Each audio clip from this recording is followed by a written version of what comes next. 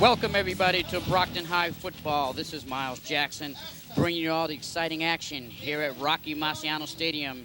And here with me is Brian Madden bringing you all the color, and also Peter Zimbo with the color and stats. And gentlemen, it's playoff time, and this is where all the chips are put on the table. And Brockton coming off a big win against Waltham on Thanksgiving Day. Brian, what do you see from this Brockton High Boxers this evening? Yeah, I think it's going to be an exciting game. I mean, Brockton did handle Waltham 28-6. Waltham was never in the game. They only scored 6 points in the last quarter, just at the end of the last quarter, when all the secondary players were put into the game and most of the starters were out preparing for this game. So, and actually Marshfield, their last game, they faced Duxbury, who's 11-0, and they were shut out, 21-0. So, you know, they're looking to bounce back and try and make it to the Super Bowl through Brockton, and that's going to be a tough road to travel, right, Pete? Absolutely, and as you mentioned, Miles, this is postseason play. It is playoff time, and regardless of Brockton coming off an 11-0 regular season, none of that's going to matter if they don't win tonight.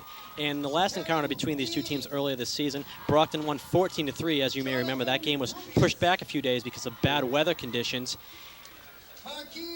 And there's the score right there, 14-3. It was pushed back because of bad weather conditions. And Brockton coming away with the win 14-3. However, if you remember, Marshfield was in the red zone 4 or 5 times in that game.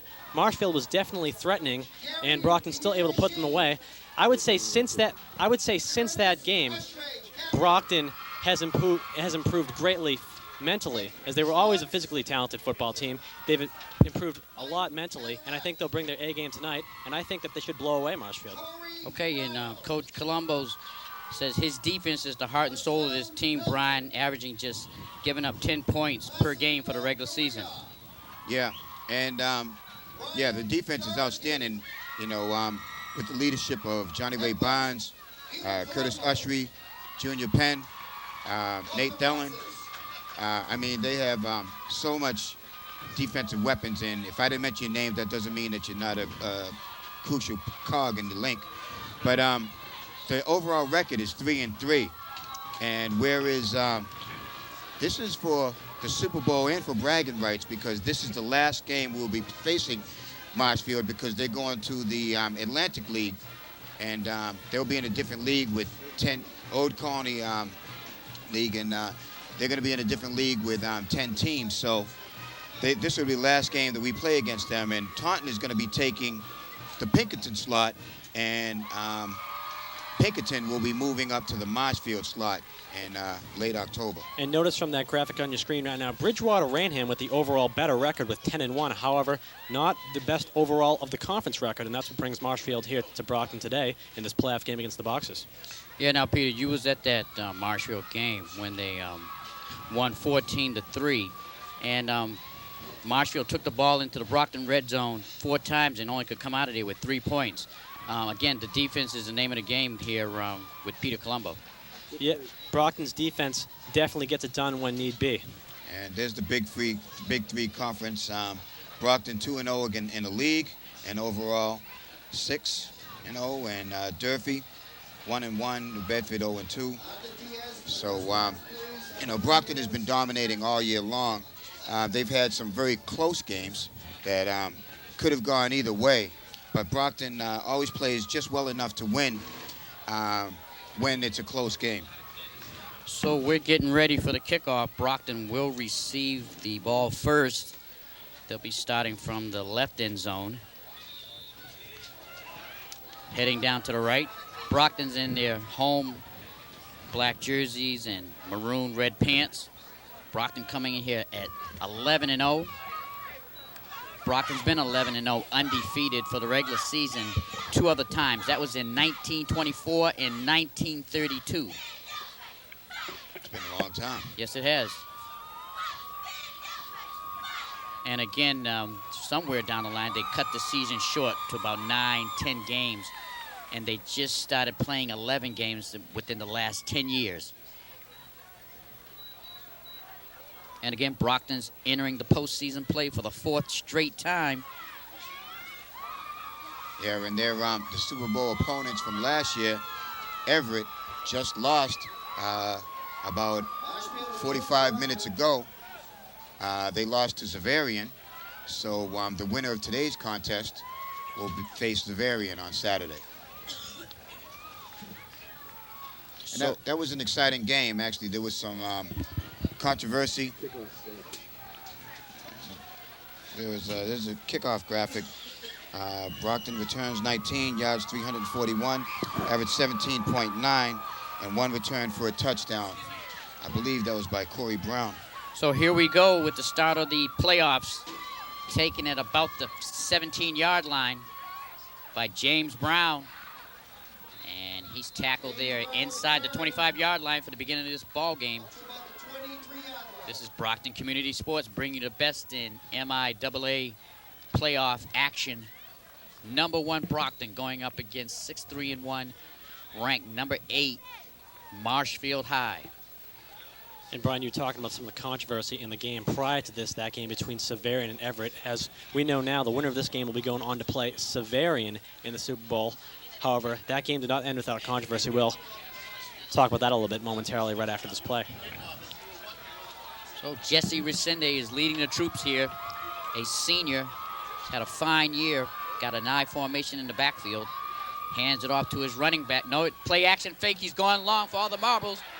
And it's intercepted. Intercepted the ball, which is slightly short. Bill Jennings, the defensive back, 5'8", 170-pound senior. And Brockton starts off with a turnover. Here's the replay. He drops back plenty of time, all the time in the world. And just a little too much air under the ball. Felon tried to, who was that? Corey Brown, actually, tried to come back and play defensive back, but was unable to get a hand on the ball. Jennings comes up with the interception. And Brockton trying to start things off big, starting off the game. Now, as I was talking about the controversy prior to that play, it seems like some time might have been cut off the clock towards the end. So 9:41 on the clock. Marshfield has the ball, play action fake. Little dump pass in the middle. He has a man inside boxer territory. A pass down there to number 18. John Eman. And you've got to call out James Brown on that play because he was right with that guy the entire play. He could clearly see the ball. It looked like he probably should have jumped in front and at least batted the ball down. And then you see Margerson in on the quarterback. And, yeah, he was really kind of... It seems like James Brown had more intent on tackling him than making interception because... Well, he was behind him, though. He really couldn't... Maybe that was it, but it looked like he was with him the entire play. You could be right, though. His vision could have been obstructed. 1st and 10 for Marshfield, and it's a handoff to the running back, Souza. And look at the power on Souza from that first play. Nice tackle by Johnny Ray Barnes. He threw him down with authority, but nice run by Souza. Now, I didn't know if Johnny Ray Barnes is the one who took him down backwards or if Souza kind of pushed him backwards as he fell. Well, let's see.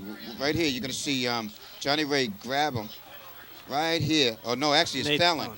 Stellan, and he threw him down, took his momentum, and threw him forward. As Souza got a big 8-yard gain on the play, so to make it 2nd down and 2 yards to go for first. Marshfield High in Brockton territory. Ball is placed at the 31-yard line, handoff straight ahead, and he drives for a 1st down. And Marshfield, with the momentum swing where they got that turnover right away, adrenaline is definitely pumping. So they're definitely trying to put some points up on the board quickly. There you see Sousa driving forward for a 1st down before he's taken down. 1st and 10 for the Marshfield High Rams with 8 minutes exactly on the clock here in the 1st quarter. They've got a man in motion, a little pitch out. Looks for Souza again. He breaks a tackle and gets about 6 yards on the carry.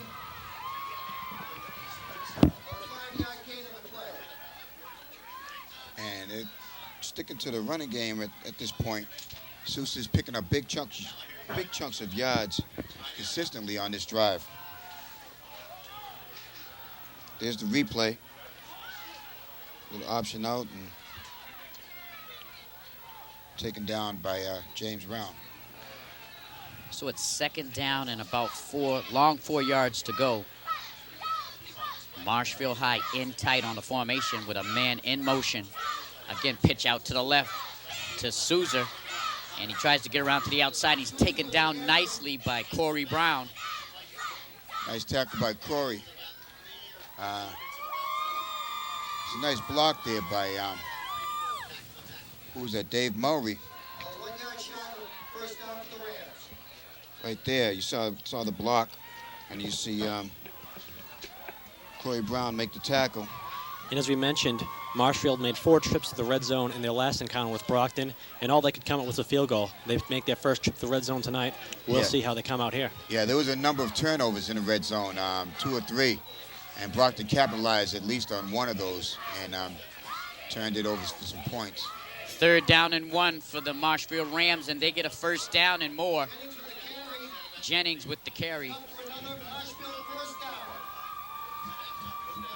And Brockton needs to shore up that offensive line.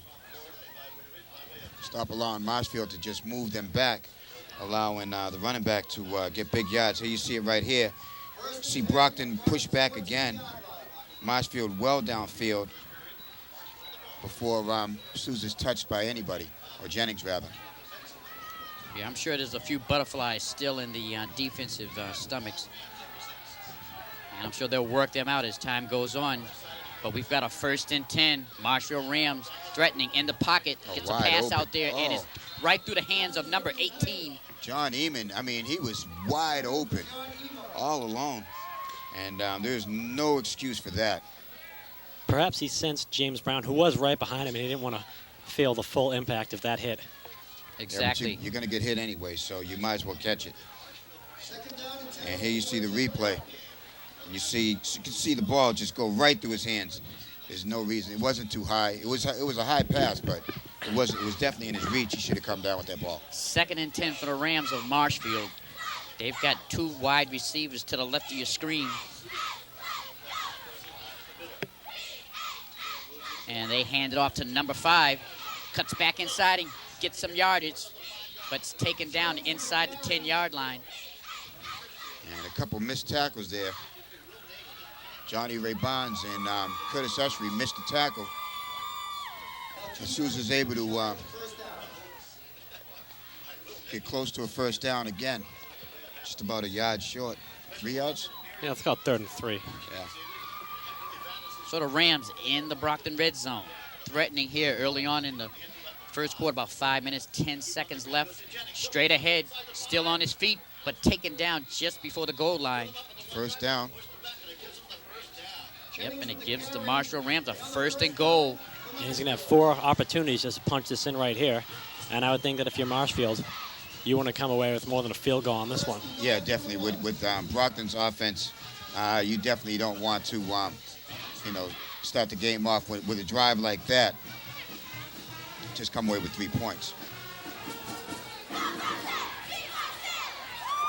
So here come the boxes. 1st and goal, tight formation for the Rams. Straight ahead, but he hits a brick wall of boxers, and that'll bring up 2nd and goal.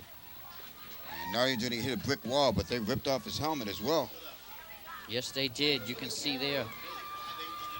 Number 5, Bill Jennings. Yeah, 5'8", 170 pounds, senior. And the You're going to boxers. see it right here.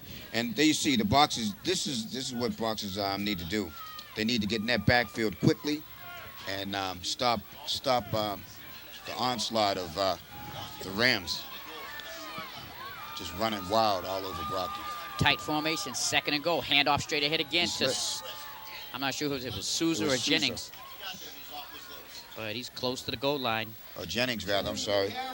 And one thing that you can say about the Boxers' defense is that their goal line defense is consistently good throughout the season. Here you see the replay, and you're going to see right about there, he slips and he falls. But I don't think he would have got in on that one anyway. So we got a timeout, Marshfield. And I would assume they should take a timeout, Lou Silver and his team, because it's 3rd and goal, and they want to make sure they call the right play. And Brockton should be prepared for the option out, End arounds, hitting them on the outside, little pass. If anything, Brock, even if Mansfield happens to score, at least Brockton's defense made them work for it. A number of plays, they've taken a lot of time off the clock. It's 3:41 left in the first quarter. Marshall's had the ball a long time in this first quarter. Yeah, they have it a long time. And they've basically kept the Brockton offense off the field. And they've kept the defense working because they've been just moving the sticks consistently.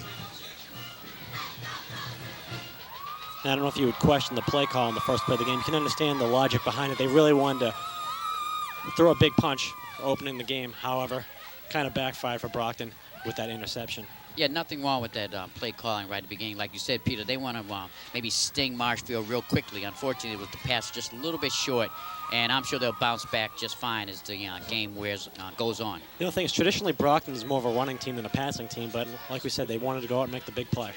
3rd and goal for the Marshfield Rams.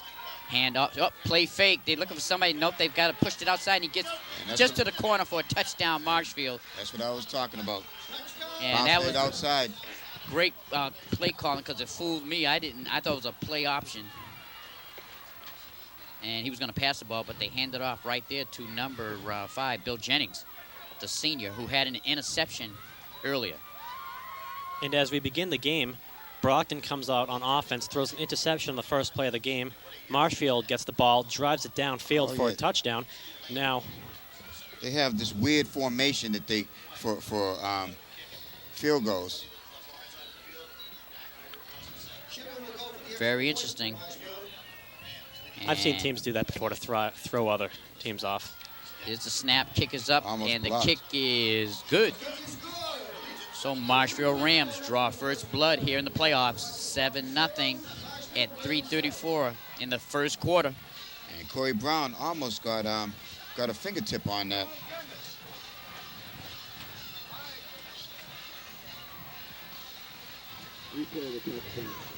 And here's a replay of the touchdown. And then you're going to see him bounce it outside. And James trying to get a hand on him. Jennings just a little too quick. Yeah, give Bill Jennings credit for the speed that he put up to get to the outside on that play. As the defensive backs and linebackers really didn't have a chance. That he got right in there on that little piece of corner of the end zone. That's all you need. And as I was saying, Brockton opens up the game by throwing an interception, giving Marshfield the ball. Marshfield marches down the field, scores a touchdown in their first offensive drive. And I know the Boston Globe predicted a little upset special here, thinking Marshfield would defeat Brockton. And if the beginning of the game is any sign, it looks that way, even though Brockton really hasn't got much time to show their stuff because the first play was an interception. But Brockton's really got to build up some momentum here. That's a surprise for the Globe to pick Brockton to lose. There's Marshfield's offensive drive there. Total points, 209. Average per game, 20 points, 0.9. And taken there by number 41 for the Boxers. He goes up to the left-hand side of the field. Aaron Richardson.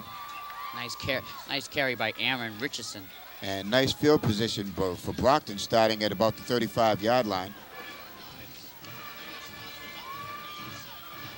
37, actually. And as I mentioned at the beginning of this game, I predict Brockton to put Marshfield away as long as they don't make any mental errors or give me points as they gave Marshfield in the beginning of the game, which led to the scoring drive, which you see on your screen. 12 plays, 63 yards. Beautiful drive by the Marshfield Rams. And a lot of time taken off the clock. A lot of time taken off the clock. Lots of rushes, as you can see. 3:36 on the clock here in the first quarter. Brockton has the football for the second time. And it's a quarterback option, and Jesse's taken down nicely by Sousa. Yeah, and Sousa really stopped Jesse from getting some big yards on that one because Jesse was on his way. The interesting thing is when you take a look at Hugo Sousa and Jesse Resende, kind of the same build to both of them, and they're both very quick. Yeah, 6 feet, 190 for Sousa. And Resende's listed as 5'11", 175. And, of course, both of those numbers are probably exaggerated, being the way they do high school rosters. 2nd down and 6 for the Boxers, and fumble on the snap. And a flag on the play, too, I believe. I'm not sure if it was a flag or if he was just throwing marking. Yeah, to place A where the marker. ball was. Oh, okay. Very good. But Jesse very wisely fell on the ball, and you're going to see the bad snap here. Well, let's see if it's a bad snap or... I don't know. It Good could, snap. He just dropped it. Yeah, he just dropped it. So it makes it 3rd down and about 8 yards to go for a first. Brockton in Brockton territory. Ball is at about the 38-yard line. And the Boxers come out with the offense spread out. Aaron Richardson in the backfield with Corey Brown in motion. And it's a fumble. Still ball is loose and looks like it's going to be Marshfield football. And I'm not sure what happened there, but you saw the ball bouncing around, and I don't think any of the Brockton players actually knew about it. And it is Marshfield's football, so another big turnover here in the first quarter. 2nd turnover for the Boxers. And consistently throughout the season, it's Brockton's own errors that lead to points for their opposition. And case in point, the first touchdown by Marshfield tonight came as a result of Brockton giving the ball up on an interception. Brockton fumbles here. I don't know how much they can get away with, because normally when Brockton makes errors such as this, they have at least a 20-point buffer zone or two touchdown buffer zone. Yeah, exactly. And tonight, they're starting off making errors early, and that is not going to help them in the long run. And the way Marshfield drove down the field in that first drive, here you're going to see the replay, and Richardson, it just squirts out of his hands like it was a greased pig. And there you're going to see the ball on the ground, rolling around. Go back to your left. Go back to your left. And at this point, it's grabbed by Marshfield, I believe, number 45. Okay, so they're calling it down. It's Brockton's ball. Brockton's ball, wow. I don't know what happened. 4th down and about 7 yards to go. And timeout Marshfield. I'm not sure what happened. Well, the Coach Silver probably wants an explanation.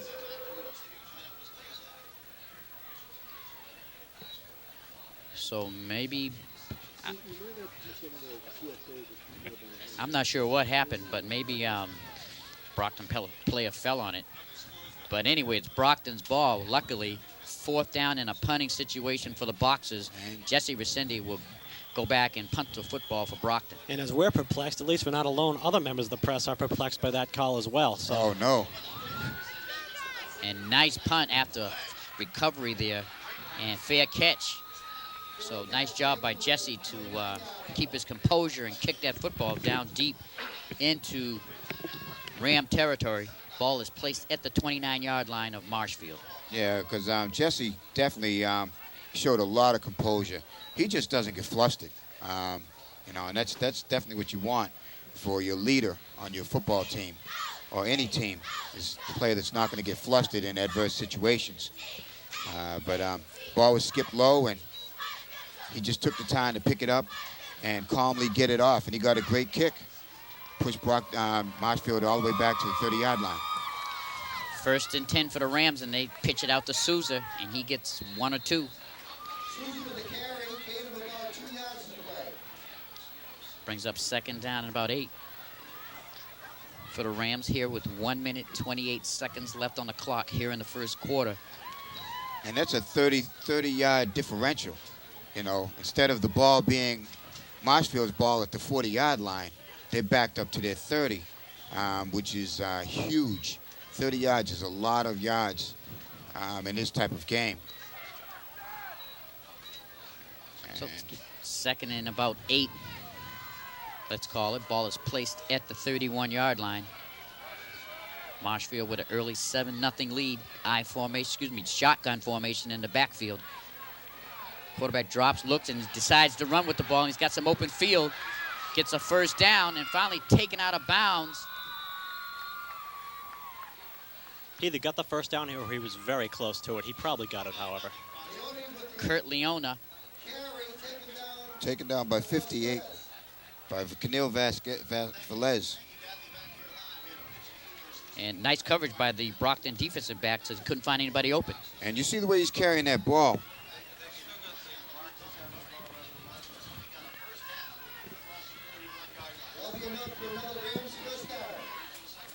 So it brings up 1st and 10 for the Marshfield Rams.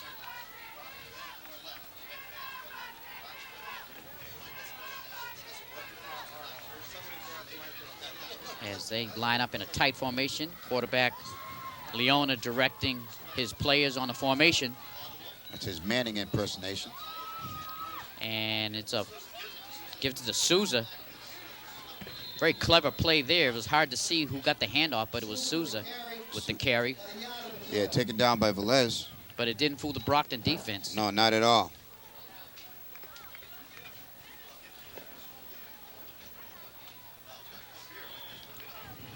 And it appears that Brockton is settled down after that that very tenacious drive by Marshfield Rams. And Brockton has held them to little yards up to this point. 5 seconds left here in the first quarter. Play action pass, and has a man open in Brockton territory for a first down is number 25. Dave Murray. The senior. And that's the end of the first quarter. Marshfield up 7-0. And that was a huge play. And I see some members of the Brockton High coaching staff throwing their baseball caps on the ground in disgust. Not very happy with that quarter at all. And I'm sure not very happy with that particular play, as he cut across the middle, and there wasn't too many boxes on him tight. Yeah, Nate Thelen was in the area when he fell down, was able to put a hand on him. But here's the replay. And again, a lot of time for the quarterback. And Nate was actually right behind him, just a great pass. And actually didn't touch him at all, but once he was down on the ground, the clock was stopped. And with this game being the first round of the MIAA playoffs, we will once again have to bring you MIAA announcements. Have you ever heard a parent say, my child may drink a little, but at least they don't do drugs? Let's eliminate this myth right now. Alcohol is a drug. The MIAA urges parents to talk to their children about drinking and other mood-altering chemicals, and to do it now. That message brought to you by the MIAA. And we thank the MIAA for that message. And thank you, Peter. You know, I don't even have that paper in front of me. I've been saying that for so many years. I know. Remember when Pete was a kid, you know, and we were doing these games. Here, Pete, you read this. I know how to parent your kids. Even when I was 11, I knew what parents should do. Very good. 1st and 10 for the Rams. They're inside boxer territory. Quarterback drops back, a little screen pass out there, and he has his man, and he's got a little room and gets close to the first down. A little bit short, but a nice play by the Rams to get about 9 yards on the play. Yeah, and it was a nice screen pass. Nice screen pass, and it was just over the outreached arms of one of the Brockton defenders.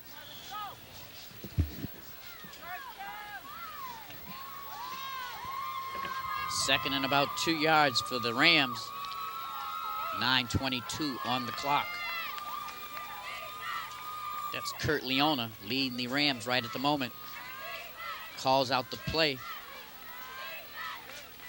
And they hand it off to Jennings, and he gets close to the first down. Yeah, Pearsley's, they're going to move the sticks on that one. If they measure, they're going to measure. And then you're going to see the replay.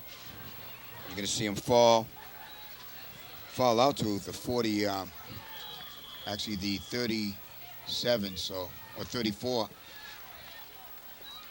So it's a first down.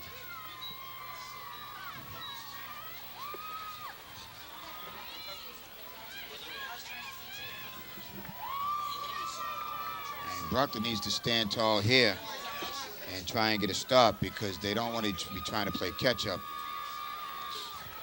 1st and 10 for the Rams. They hand it off straight ahead, and he hits a wall again and taken back. Nice play by the boxer line, and number 77 there gets out of that pile, fired up. Curtis Ushry. One of the leaders of this defense. Definitely. And then you're going to see Brockton just shores him up right there. And you're right. He hit the Ushry wall. And Johnny Ray Bonds had a hold of the helmet, not of the face mask, but of the helmet. So that was a legal tackle. Brings up 2nd and 10 with 8 minutes on the clock. The Rams again trying to put something together here. Shotgun formation. And they hand it off straight ahead, number 25, but he's taken down behind the line of scrimmage. Nice play by the Boxers. And Johnny Ray Bonds was the first man in on the tackle. Wasn't able to bring him down, but he was able to slow him down enough that he was taken down by others. And I tell you, Brian, I like the body language of the boxers right now. They look very focused and intense about stopping this Marshfield offense. And then you see Johnny Ray slow him down before he's taken down. And timeout.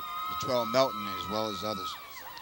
And we'll have this timeout. We've never really gotten the chance to fully explain the controversy that came at the end of the last game between Severian and Everett. As we know now, Severian won that game and will be playing the winner of this game you're seeing right now. There was about 50 seconds left on the clock. Everett had the ball, down by 6 points. The quarterback snapped the ball and faked a spike, which caused the referees to think that he'd actually spiked it, blowing the whistle. So some seconds ticked away off the clock. The referees tried to put the right amount of time back in the clock. I think they got somewhat close to it, but I think they fell a little short. So Everett had a little less time than they probably should have going into their final drive. Yes. And Everett almost managed to pull off a victory at the end of the game. However, the running back fumbled the ball on the 1-yard line. The ball rolled into the end zone, making it a touchback. Severian got the ball back with 3 seconds left, and all they had to do was down it, and that was all she wrote.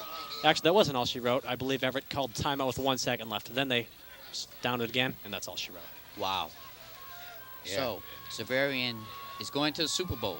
Yes, they are. And if this game could match the excitement of that game, people who came for both games, they would really have gotten their money's worth.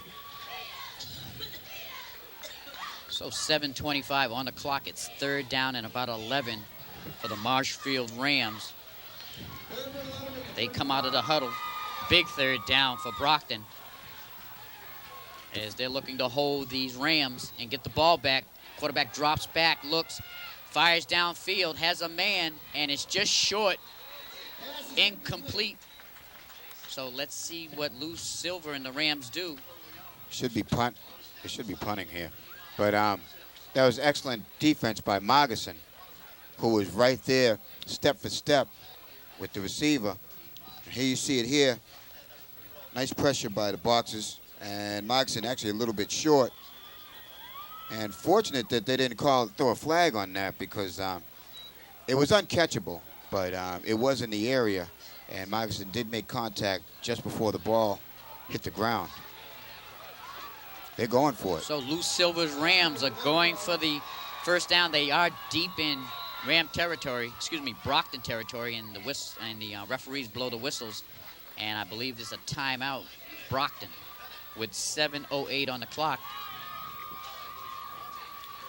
And this is a smart timeout by Coach Colombo to make sure that he has the right defense out there. You're pretty, confident that it's going to be a passing play. He wants his defensive backs, safety, to definitely be in the right position to knock down any balls that are in the air. And some members of the crowd bringing attention to the scorekeeper that the clock was running for a long time after they called the timeout. He stopped it with 6:48, but I think he has to put some more time back on that clock, but I don't know if he's gonna. And the referee is now straightening out the situation. He's coming. He's letting the scorekeeper know the guy's gonna pay attention. Yeah, I believe about 15 seconds ran off the clock.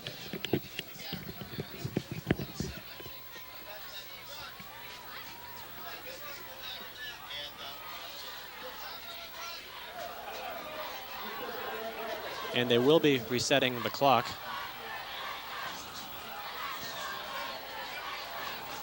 .703. To 7 minutes and 3 seconds. As the clock will be reset. 7:03. And our announcer, Brian Mann, trying to do his best to help out. 1 more second. The clock has now been reset to 7:02. The referee still holding up the game somewhat. Another second. 7:13. We know there's a 3 in there 7:18. regardless. Yes. However, there's a little bit of discrepancy between the sound system, as it's a little bit overmodulated, causing the communication not to be as efficient as we'd like. Hopefully we'll get it right. Now they get it at 7:18. 7:18. And wow, there was no 3 in that. We were all wrong. So 4th down and about 11 yards to go. 7:18 here in the second quarter as both teams line up. There's the head referee letting the kids know, let's play football. Shotgun formation for Marshfield. They're going to quick kick it. And it's going to hit at the 5 and bounce inside the 5. And a nice downing coverage by the Rams as they put it down at about the 1 or 2 yard line of Brockton. That's a good play by Marshfield. Excellent play. That is a very headsy play. Backing them Brockton way up to the 1.5 yard line. And here you're going to see a little drop kick and perfect kick. Lands at about the 12 yard line and rolls down to the 2. So with 7:09 on the clock, 1st and 10 for the Boxers. They're backed up in their own end zone. And Jesse Resende comes back out with the play. And this will be a big series for the Boxers. And whistles are blown. And it's going to be a timeout by the Rams, I believe. So timeout. Lou Silva calls a timeout. What a chess match, huh? I mean, right now, Lou Silva is taking pieces. He's definitely taking pieces. So let's see what Coach Colombo does to counter. This is Brockton Community Access Sports. I'm Miles Jackson with Brian Madden and Peter Zimbor. Were you going to call me Steve? What were you going to... I don't know where you were going with that one, Miles. I'm not sure, but I caught Well, myself. he called you Peter Colombo I'm having a bit of an identity crisis, and I have Miles to blame. What's an identity? That's not a... That's a word I made up. It's a synonym for identity. Here come the Boxers. 1st and 10, I formation in the backfield. And Resende's going to pass, but he's hit just as he passes the football. Hit by Kevin Robinson, linebacker, 5'10", 175 pounds. And that's something we haven't seen too much this year is just as he lets go of the football, he's hit by an opposing player. And he just went through there untouched. And Jesse's fortunate to have got that off. That was number 41. Yeah. Kevin Robinson. So brings up 2nd and 10 for the Boxers. The Boxers desperately need a 1st down. And they hand it straight ahead. And that's, ooh, and Jaron McNeil is tagged by number 6, Souza. Wow. That was a hit. And Souza knew it, and McNeil felt it. And Souza pumped up after that one. McNeil's head might still be ringing. You're going to see it right here. Bam! Shoulder to the helmet. Great tackle. 6:38 on the clock. And McNeil did a great job holding on to the ball after a hit like that one. He comes out of the game. And just great job, but like I said, hanging on to the football. Yeah. 2nd and about 5 yards to go. Excuse me, down. 3rd down and 5. 6:17 on the clock.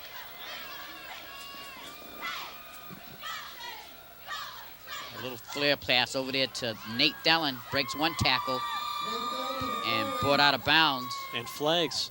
I'm not sure if a flag was thrown or if it fell out of the referee's pocket. I believe it fell out of his pocket. It did hit the ground. And it appears he has a 1st down. Yep, so it's going to be close. And here you're going to see the replay. Little pass out to Nate Dellin in the flat. And it just a little shuffle there. And there you saw the yellow flag. I think it just, like you said, fell out of his pocket. And let's see. They're going to bring in the Just chains picking him now. up. And I think if it's close, Coach Colombo may just try and get this half a yard because it can't be much if he doesn't have it.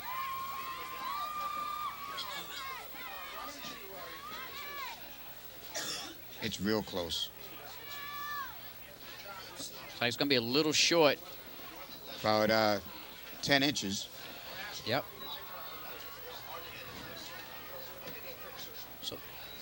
You see Jesse Resende come back in the huddle. Just about the length of the football.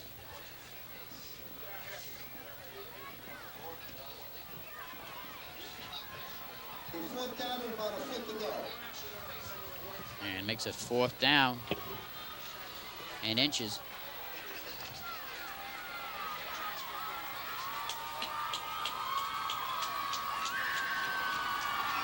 And Corey Brown over there trying to get the fans pumped up, juiced for this play.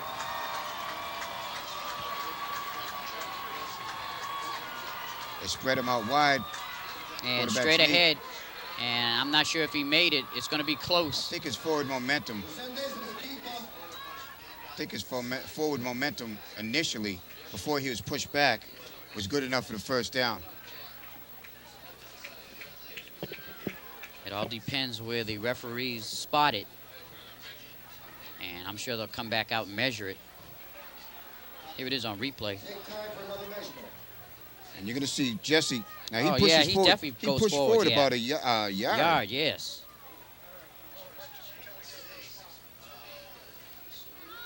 It's And good. 1st down? Yes, it is. 1st down, boxes.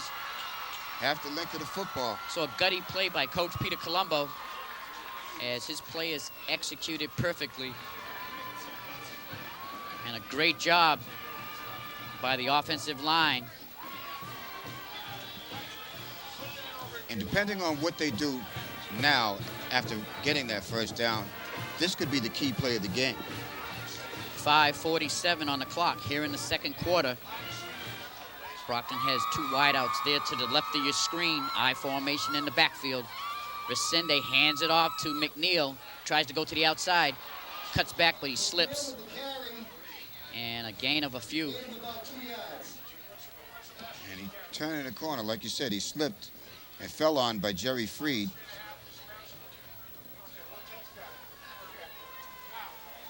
And here you're going to see a nice move initially.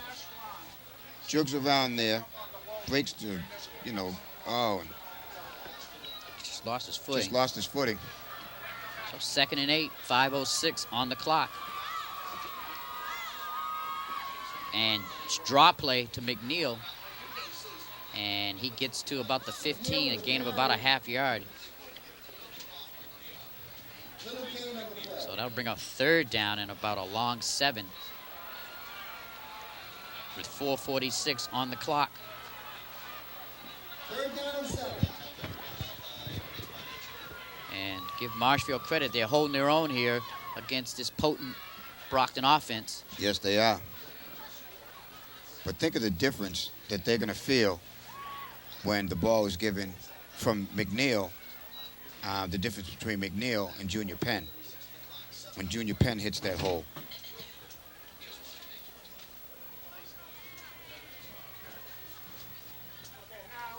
So 4:36 on the clock.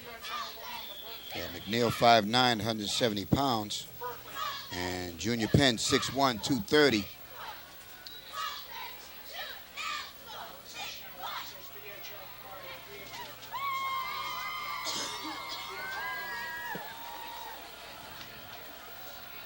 And Junior Penn is in the backfield, lone man in the backfield with wideouts spread out on both sides. 3rd down, play action. Quarterback has a man open, Nate Dallin, has it! Oh, he dropped it. Nate dropped the football. That would have been a big play there.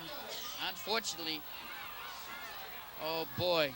That was right in his hands. That was a perfect pass. Yeah, nice pass by Jesse Resende. And Nate Thelen even slowed down, got in the right position to make the reception, and just couldn't hold on.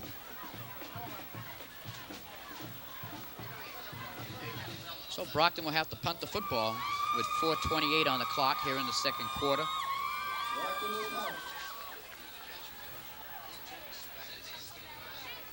And Jesse gets off the punt. Nice kick, taken at about the 48 and met immediately by James Brown. And somehow he bounced off James a little bit to get about another yard or 2. But nice coverage by the Brockton team. And Hugo Souza is no joke. A lot of power within that young man as he's bulldozed over quite a few Brockton players. And even when he's making tackles, they've had a nice pop to him. Yes. especially that hit he did on John McNeil. Yeah. 4:18 on the clock. Nice kick by Jesse, though, to get it out to the 48-yard line. So Brockton's defense is back out on the field. Hopefully still with that nasty attitude and not giving up much. 1st and 10 for Marshfield. Quarterback drops back quickly and fires downfield, and it's completed. What a catch. Nice catch by the wide receiver out there, number 18. And Corey had position. Yes, he did. Corey Brown had position. I thought he was going to get the interception. If he wasn't able to get the interception, he should have made sure that there wasn't a reception. Here you're going to see the ball just put out the completion. Actually, great work by the wide receiver to put his body in front of Corey and to come up with that football. John Eamon.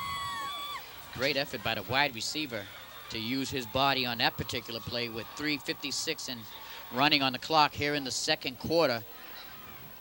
Marshfield Rams threatening. They're in the red zone of Brockton, 1st and 10. And a handoff to Souza. Tries to go outside, but taken behind the line of scrimmage. Nice play. Johnny Ray Barnes and company.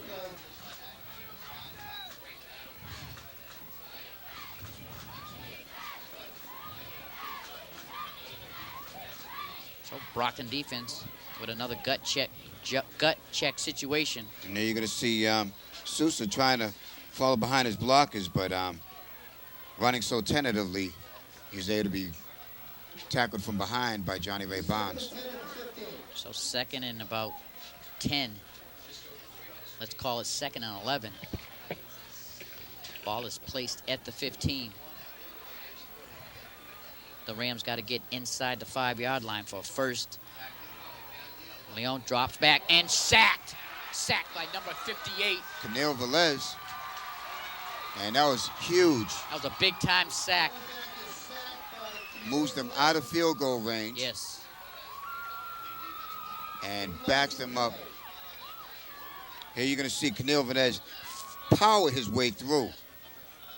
And that's what you call a typical blitz by the linebacker.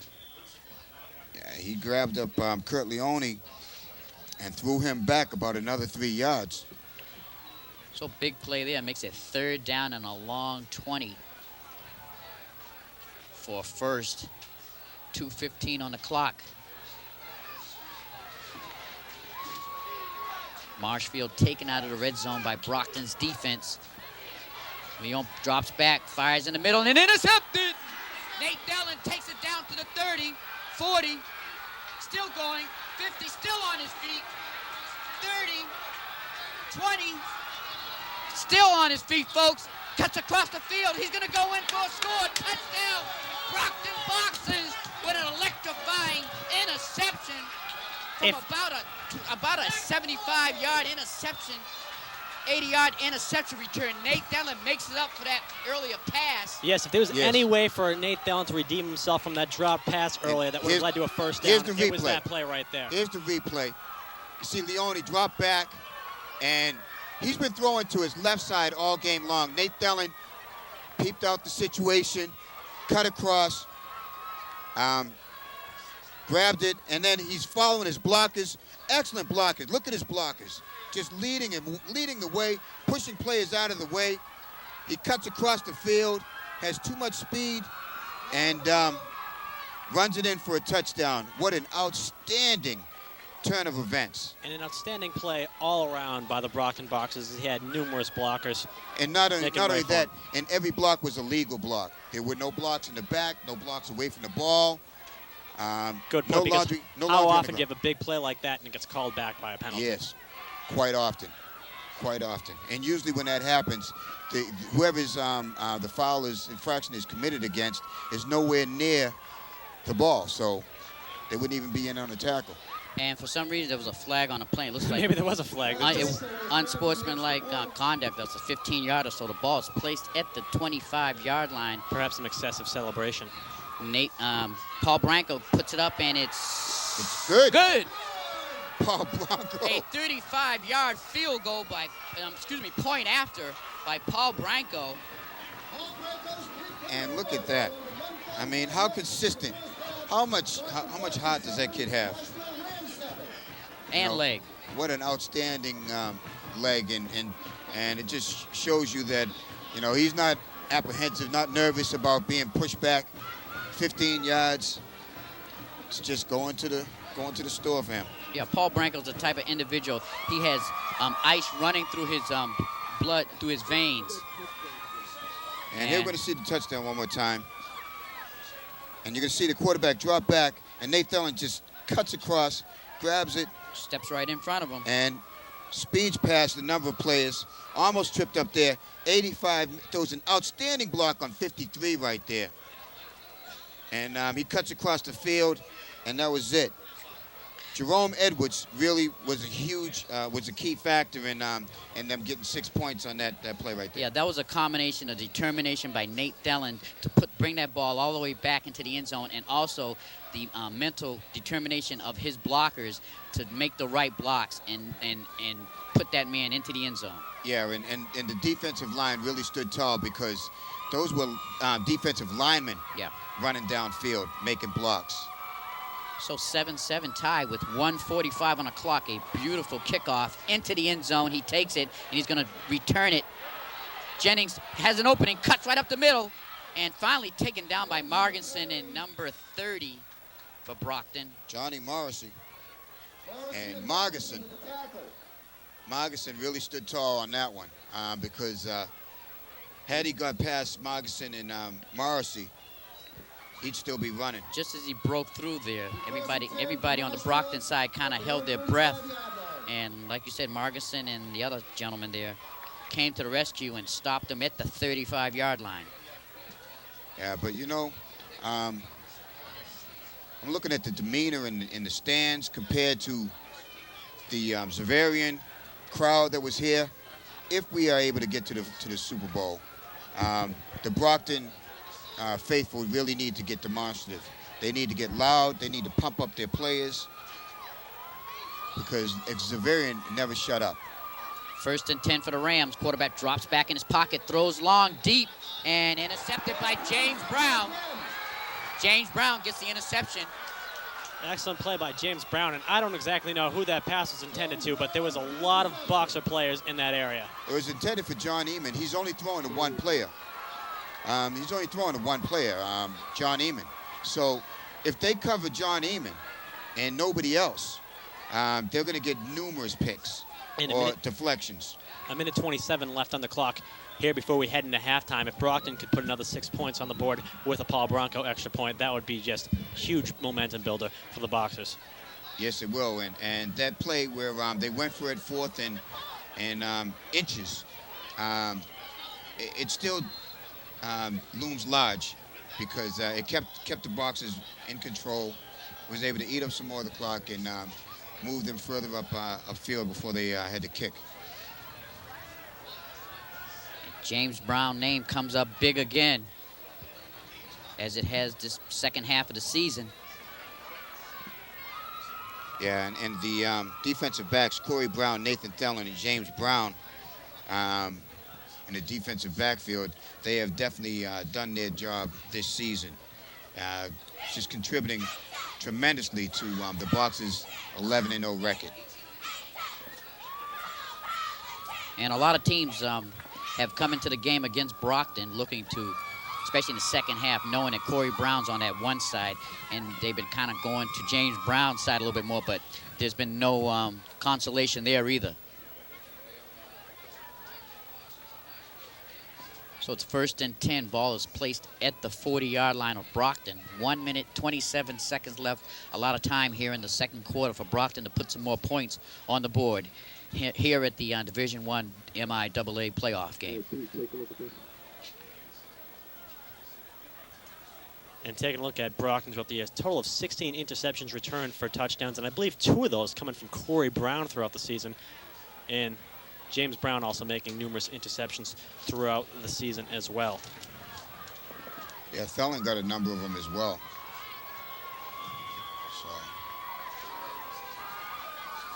So here come the Boxers with a tight formation with the minute and 27 seconds on the clock. Vicente rolls out to his right, looks for someone, and fires down there and has a man open. Nate Dellin with the football inside, and there's a flag on the play. And I think that's going to be a face mask, yes. Yeah. And Nate Thelen certainly now redeeming himself for that drop pass earlier, as he's really stepped up big time, if I were to quote Newberts and Rateau, who sometimes does some play calling here in Brockton Community Access, as Nate Thelen really stepping up his game, making some big plays with the Boxers. Yeah, and Nate Thelen, one of the leaders of the team. You know, he's a senior, and then you're going to see it right here. Plenty of time. Resende scrambles, and then you're going to see 41 grab his face mask right there and twist his head around. So plenty of time left on the clock, 1 minute and 16 seconds. Brockton threatening again. Clock starts running again. 2 wideouts there at the bottom of your screen, I formation for the Boxers. Ball is at the 31. Resende rolls out to his left. Fires there and has number 27, Nate Dellin again. Gain of about 3, possibly, about 3-yard gain for the Boxers. Clock continues to tick. About 50 seconds left. And referees stop the clock. Timeout Brockton. So Coach Peter Colombo calls a timeout. Why save him? You get some new ones at the end in the second half. Tie football game, 7-7. It's been a nail biter. And there you see Coach Armin Colombo, or consultant Armin Colombo. Former head coach, still reveling in the renaming of our field being Colombo Field at Rocky Marciano Stadium here in Brockton, Massachusetts. Quite an honor for the legendary Armin Colombo. And the high school football coach with the most wins in Massachusetts history. Wins. How many playoff games has he been in, you know? So I believe he went to 14 Super Bowls. He won 14 Super Bowls. So not knowing they've changed the postseason formats throughout the years a few times with the MIAA. And you have to say, you have to commend the MIAA on instating this postseason system that we have now just a few years ago. Because if you recall, this first game after the regular season, this would have been the Super Bowl right here. Yeah. And Brockton would be in the Super Bowl because they're undefeated, but this Marshfield team wouldn't. And right here, Marshfield's making a game out of it. Yes, they are. And, you know, I'm glad that the MIAA has changed their format somewhat to allow this playoff game to be played here at home, whereas last year, a year before that, we had to go to Bridgewater Rainham for the playoff game to play at a neutral site. Shotgun formation for the Boxers, and Resende keeps it. He's got a hole. There he goes. Down to the 25, 15-yard line by Resende. Very clever play called by Coach Peter Colombo and carried out nicely by Jesse Resende, the senior. And Jesse Resende, he has 11 rushing TDs, totaling 900 and, what is it? Total offense. I have the figures here. Clock is running. Yeah, 946 yards rushing. And Jesse spikes the football and stops the clock with 32 seconds showing. Yeah, it'll be a 3rd down. Yeah, but back to, there you're going to see the replay. Jesse just, quarterback keeper, and just runs upfield and is able to pick up a 1st down. Pick up a lot of yards there before he's taken down. Actually, it's going to be 2nd down. 2nd down and about 10 yards to go. One lone man in the backfield. And Corey Brown in motion. And they give a little reverse to Nate Dellin. He's got a little open room there. Cuts back inside, flag on the play. Multiple flags flying everywhere. And it's going to be a touchdown, but let's see what the flags are. A lot of flags, so that might be brought back. Yeah, holding and probably unfortunately. Holding. Yeah, if yellow is your color, that was your play because they flew everywhere, and that's probably going to bring back Nate Dellin's touchdown. It looked like a bunch of canaries laying out there on the field. Another clever play by Coach Peter Colombo, as you'll see on the replay. And here you're going to see the replay. Nice end around. Jesse taken down hard by number 57. And then you're going to see Thelen run into the screen. He cuts back, blocking the back there by number 61. To the 35, 25. Holding against Brockton. And that's to be expected. Yeah, in that situation, yeah. So it'll be 1st and 20 with 22 seconds on the clock. Corey Brown in motion, and a little pass out there to Corey, and incomplete.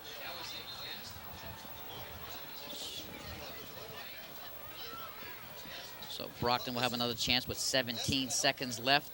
If they can get a little bit closer, they could get Paul Branco out there to attempt a field goal if they can't put it in on this particular play. Well, they would like to give him a little bit more yardage than that. It wasn't a lateral? Yeah, we're going to take a look at the replay and see if the pass was a lateral. And it appears that it was, actually. It's kind of hard to see through the trees. Okay, we're back to live action. Resende rolls out, pressure. Corey Brown wide open. Finds a man out there, and it's intercepted. Incomplete. Referee calls it incomplete. And Corey Brown was just lingering around waiting for that pass. Yeah, he had to come back to it. That's what he needed to do. With 8 seconds on the clock, and they're going to give Paul a chance to kick a field goal. And let's see what the young man can do, the senior. He's had one this season, 37 yards? And keep in mind, he hit, how long was that point after that he had to kick earlier? Yeah, it was comparable to this. That was a 35-yard point after. This will be a 42-yard attempt by the senior. Kick is up. Is it long enough? Is it good? Yes, it is. The kick is good for Paul Branco and gives Brockton a 3-point lead with no seconds left on the clock. So we end the first half in an exciting way. A beautiful kick, 42-yarder by Paul Branco. And what an outstanding kick by Branco. I mean, to show so much poise, to just power that up. Marshfield rushed, attacked, broke through the line of scrimmage, and was in. But he was able to keep his composure and just power it through the uprights. This game has been a game in 2 parts thus far. The first quarter, undoubtedly all about Marshfield, as they got an interception on the first play of the game, drove the ball downfield, killed the clock, pretty much took up the entire first quarter and put 7 points on the board. The second quarter, on the contrary, has been all about Brockton. Nate Thelen with that interception back for a touchdown. I believe he said 85 yards was the official call. Yes. And then Paul Branco putting it up 3 points with that 42-yard field goal. And Brockton goes on top, 10-7 at halftime. And don't forget the 35-yard extra point. Outstanding. All right, we'll be back with second half playoff action in a moment.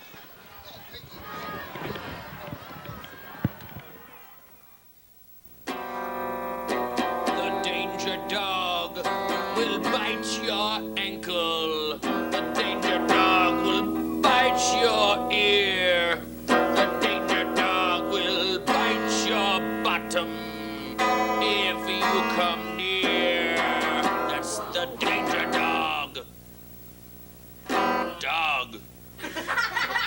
Want to feel appreciated? When you spend time with kids, anytime, it helps prevent crime. This is Aaron Glenn of the Houston Texans. Aaron helps the United Way build stronger communities by supporting after-school programs that help kids build self-confidence. Do you have any 8s? Uh-huh. What about 4s? Yeah? 7s? Yes. 9s? Yeah. Aaron, check your wallet.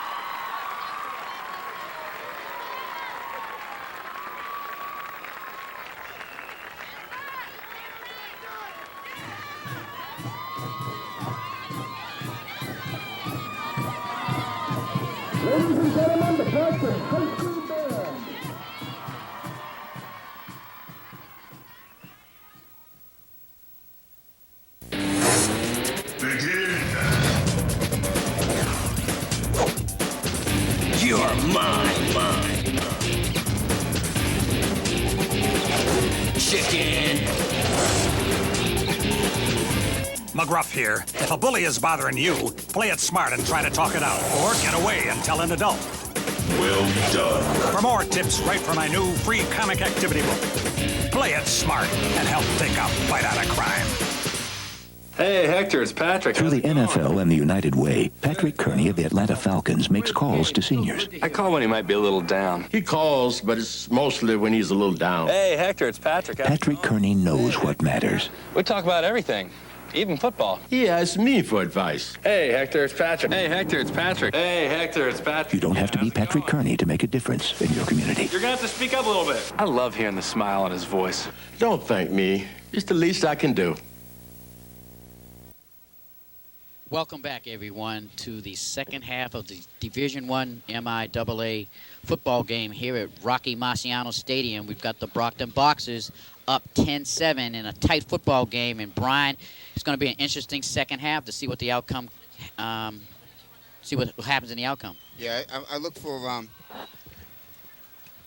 for Brockton to dominate the second half somewhat. I would think Marshfield's still going to be able to move the sticks with their threatening running back Sousa and Jennings.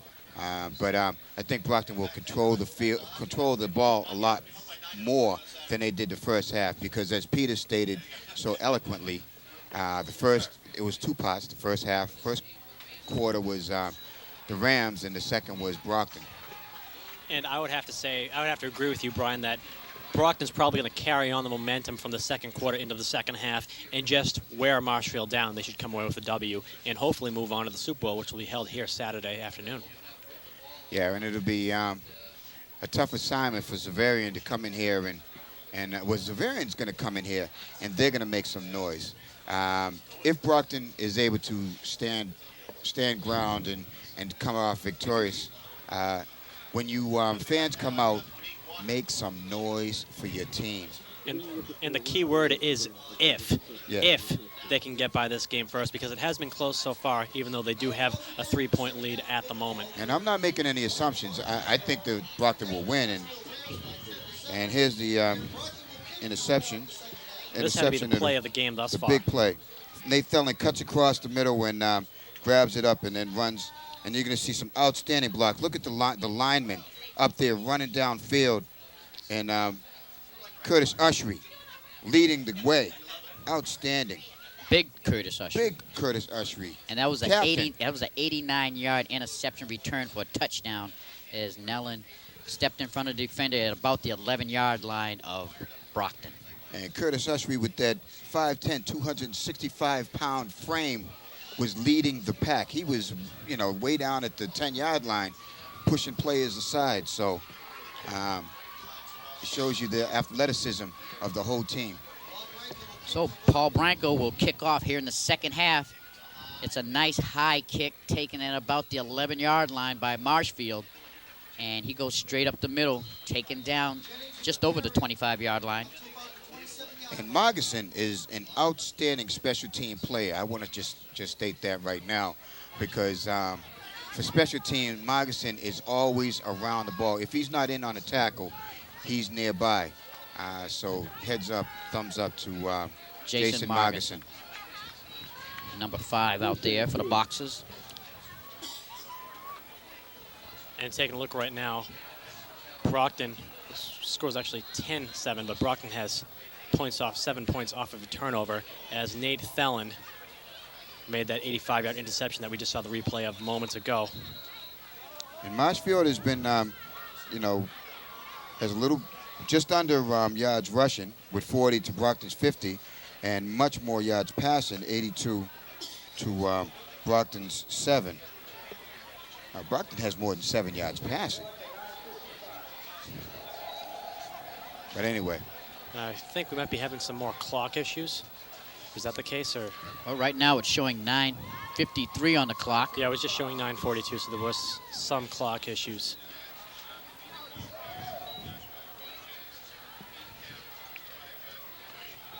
So we're getting ready to start play here. Within another minute or so. 9:55. And the fun part is trying to translate what the referee is saying through the PA system that is not always clear. So they got it right. 9:55 on the clock, and the referee is satisfied and comes back out. And a mock cheer from the fans for the timekeeper. He's got a sense of humor about it, thankfully. Well, he needs to, because he's having a rough time of it over there. 1st and 10 for the Marshfield Rams. Here at the beginning of the second half action. I'm Miles Jackson with Peter Zimbor and Brian Madden. A handoff. And I'm not sure who that was, but could have been Sousa or Jennings. Let's see who comes out of the pile there. Actually, it was 25. Dave Murray, running back. Dave Murley, a senior.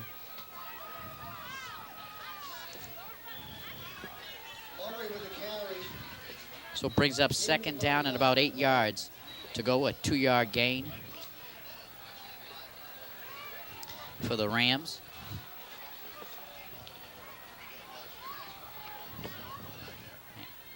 Quarterback rolls out, looks, pumps fakes, and he's going to be sacked. And good thing he had that ball tucked under his arm, because if he was in the motion of throwing as he got tackled, that could have been a fumble. And it would have been a good thing for Brockton, but devastating for Marshfield. So Kurt Leon is sacked, as you see here. Here you're going to see the replay. He drops back, has a little bit of time, starts to have some pressure, tries to come up, and is able to just pick up maybe about a half a yard. Big Jonathan Rukas with the sack. Makes it 3rd down and about 8.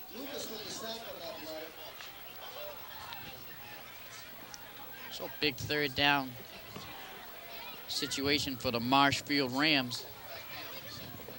And it's a draw play and taken down nicely by Johnny Ray Barnes, the heart and soul of that defense.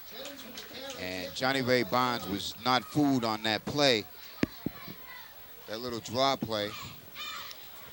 We've got a 4th down situation now from Marshfield, as you see the replay. And here you're going to see right here, Johnny Ray Barnes just comes in quickly and shoestring tackle, wraps him up at the ankles. It'll be interesting to see what Brockton's offense can do here, because if they can get out to a 10-point lead with a touchdown here, that would give them a little bit of breathing room. Nate Thelen and Corey Brown deep for the boxes, and it's going to go to Corey. Goes straight up the middle. Goes to this outside, breaks a tackle. Finally taken down. Nice return by Corey Brown, the senior. Yeah, excellent return by Corey, because Corey made about 10 additional yards after his initial contact at about the 34-yard line, and is able to, here you're going to see it right here. Corey starts to his right. Nate Thelen makes a nice little block there, number 10. Now you're going to see 41 grab him at about the 34-yard line, and he gets out to about the 44-yard line. Back to live action, 1st and 10 for the Boxers. They have nice field position. Handoff straight ahead, and he's met behind the line of scrimmage. That was by number 65, Tom Kelly.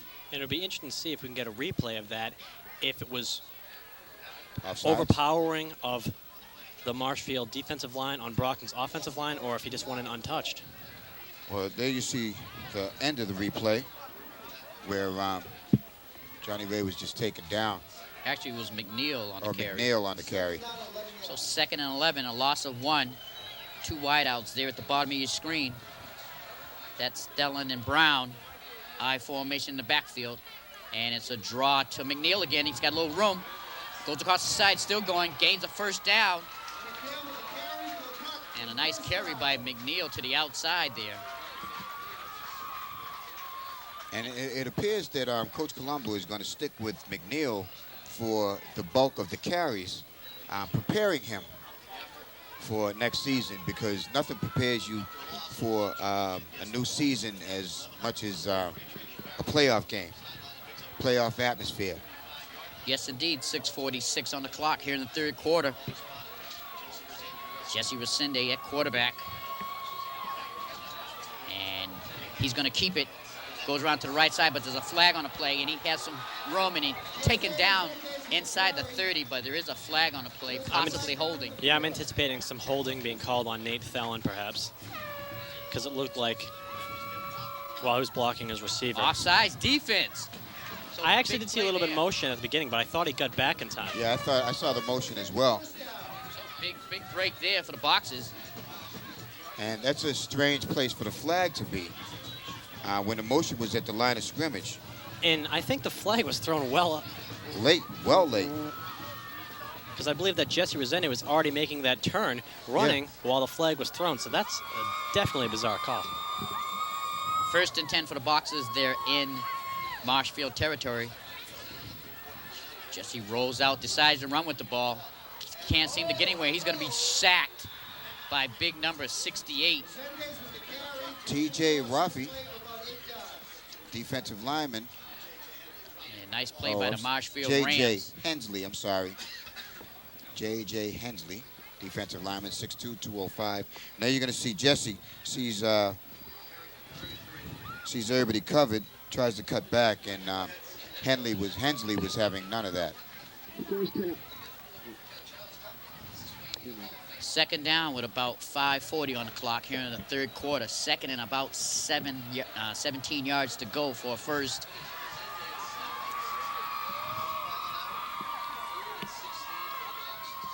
Play action fake. Resende stays in the pocket, fires downfield, and it's almost intercepted. And that would have been Hugo Souza. He got a hand on the ball, I believe. Yeah, he tried to tap it up, tried to bat it up into the air and try to catch it before it came down. But he just tapped it a little bit out of his reach. You're going to see it here. Jesse drops back. He's facing a little pressure. And then you see Sousa times it perfectly and just tries to tap it to himself, but just could not get to the ball. And Brockton's got a 3rd and about a mile right now. So this would be a big 3rd down play for them. 3rd and about 16. 5:22 on the clock. Boxers have a double wide out there at the top of your screen, and Resende rolls out, stays in the pocket, actually, and it's incomplete, batted down, and almost intercepted by number 62. 65, Tom Kelly, actually was the one that deflected the ball. Nice play by the Marshfield defense. You're going to see it right here. 45, actually. Mark Killer Kowalski, we'll call him. Kowalski. In name of the old professional wrestler. Kowalski. We'll give him that nickname. There you go. With the hot punch. Do you remember Killer Kowalski with the hot punch? I met him once. I don't recall him wrestling. He was a little too old for me. Ball is punted into the end zone. Well, yes. Our director is saying that he had the claw. I'm not too familiar with. But he also used to have the hot punch where he would take your arm and fold it in like a half Nelson and just punch you in the heart, immobilizing you. Killer Kowalski, yes, that was him. Taking a look at Marshfield's offensive stats for the first half.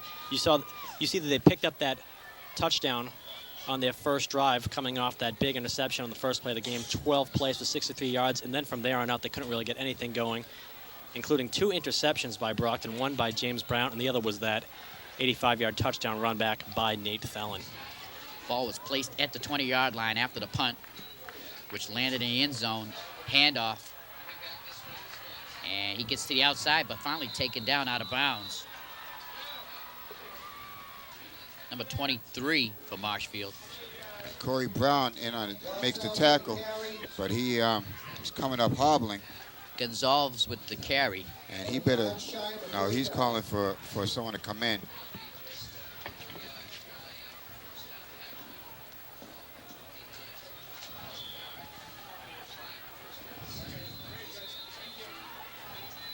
And Brockton calls a timeout to enable Corey Brown to get off the field. And let's hope Corey can shake off that injury. Yeah, he probably just rolled his ankle or something like that, and he's in a lot of pain. We'll see if he's able to shake it off. 10-7 ball game, 4:59 left in this 3rd quarter. This is Brockton Community Access Sports. I'm Miles Jackson with Brian Madden and Peter Zimbor, bringing you all the live action here from Rocky Marciano Stadium. And they're playing the football game on Armin Colombo Field. Yes. the newly dedicated Armin Colombo Field. And what a beautiful field it is. Second down and about 1 yard to go for the Rams. And they hand it off straight ahead. First down. First down, Marshfield. Margerson facing off with John Eamon.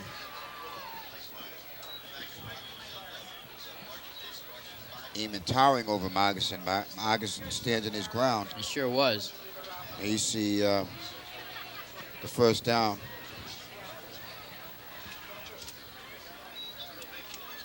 Stopped by Canel Velez. Velez has been in on numerous tackles this game. Outstanding defense by Canel. First and 10 for the Rams with 4:24 on the clock. And there's going to be a flag on the play, probably too much time. Yep, and that's the call, too much time by the Rams, so that'll bring it back 5 yards.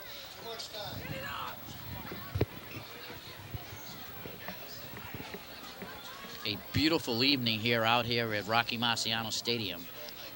Temperatures probably in the 50s. Yeah, perfect night for a football game. Air nice and crisp, not much of a wind. Maybe a little breeze, if that. Beautiful night for football. And here comes Kurt Leona. Back to the huddle for Marshfield. There's a great shot of our Brockton faithful. They need to make some noise. I'm going to keep saying that. I know we have a lot of seniors in the fields, but I mean in the stands, but play action fake by the Rams, and there's a pass in the middle and taken. And let's see what they're going to call. Incomplete. Referee's in there calling. You see him right there. Incomplete pass to Souza. Nice hit by the Brockton defenders. Yeah, definitely, because he definitely could have made the reception, but due to the defense getting there so quickly, he wasn't able to get complete control. You're going to see right here, he makes the reception, then he's hit by Canel Velez, and the ball's on the ground right there. So Velez in on another key tackle. Second down and about 15. 3:42 on the clock here in the third quarter. Basically, so far, a defensive battle by both teams. Leona at quarterback. Play action fake again. In the pocket, throws long. James Brown out there and Nate Dellin, and it's incomplete. Nice coverage by the two defensive backs, James Brown and Nate Dellin. Unfortunately, they were both going for the ball at the same time. They collided a little. Yeah, and I think Dellin had the best position to get the interception. And here you're going to see the ball in the air. Dellin coming across. Actually, they both had great. The ball could have been caught by either one of them. Yeah. So that'll bring up third down and about 15 yards to go for a first. Big third down situation for both teams. Brockton would like to get the ball back with 3:33 on the clock. It's a ground shot, and the referees blow their whistle.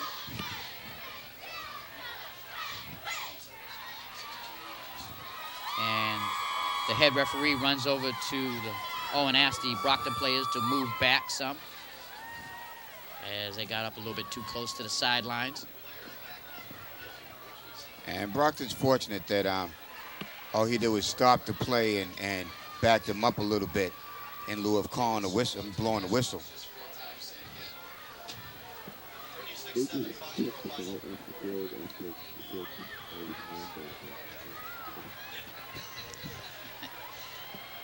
Third down for the Rams, and there was Ball a on the miscue. ground. There was a miscue on the handoff. Excuse me, on the snap. So it'll be fourth down in a punting situation for the Rams, and Brockton will get the ball back. Let's see who they put back there with Nate Dellin. And you're going to see the ball on the ground right there. Kicked around a little bit. Looks like a rugby scrum. So deep for the boxers will be Nate Dellin and Jason Marginson with number 45, Johnny Ray Barnes in the middle. And it's a short kick. It's tipped, so. And it's fumbled around there, and I think Nate Dillon fell on it. Yes. As we held our breath there for a moment, and it is recovered by the Boxers with 2:42 left in this third quarter. Yeah, and that was reason that Margerson was back there was because Corey Brown's injury. I believe he's still on the sideline. I'm not sure if he's back in the game yet. But someone ran into the kicker, but due to the ball being tipped, there was no flag on that. Resende hands it off to McNeil. He goes straight ahead. Still going straight ahead. Nice carry there for about 3 yards.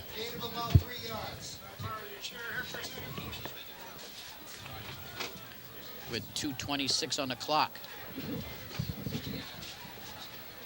And as we said, McNeil getting a lot of touches. And as long as he's able to,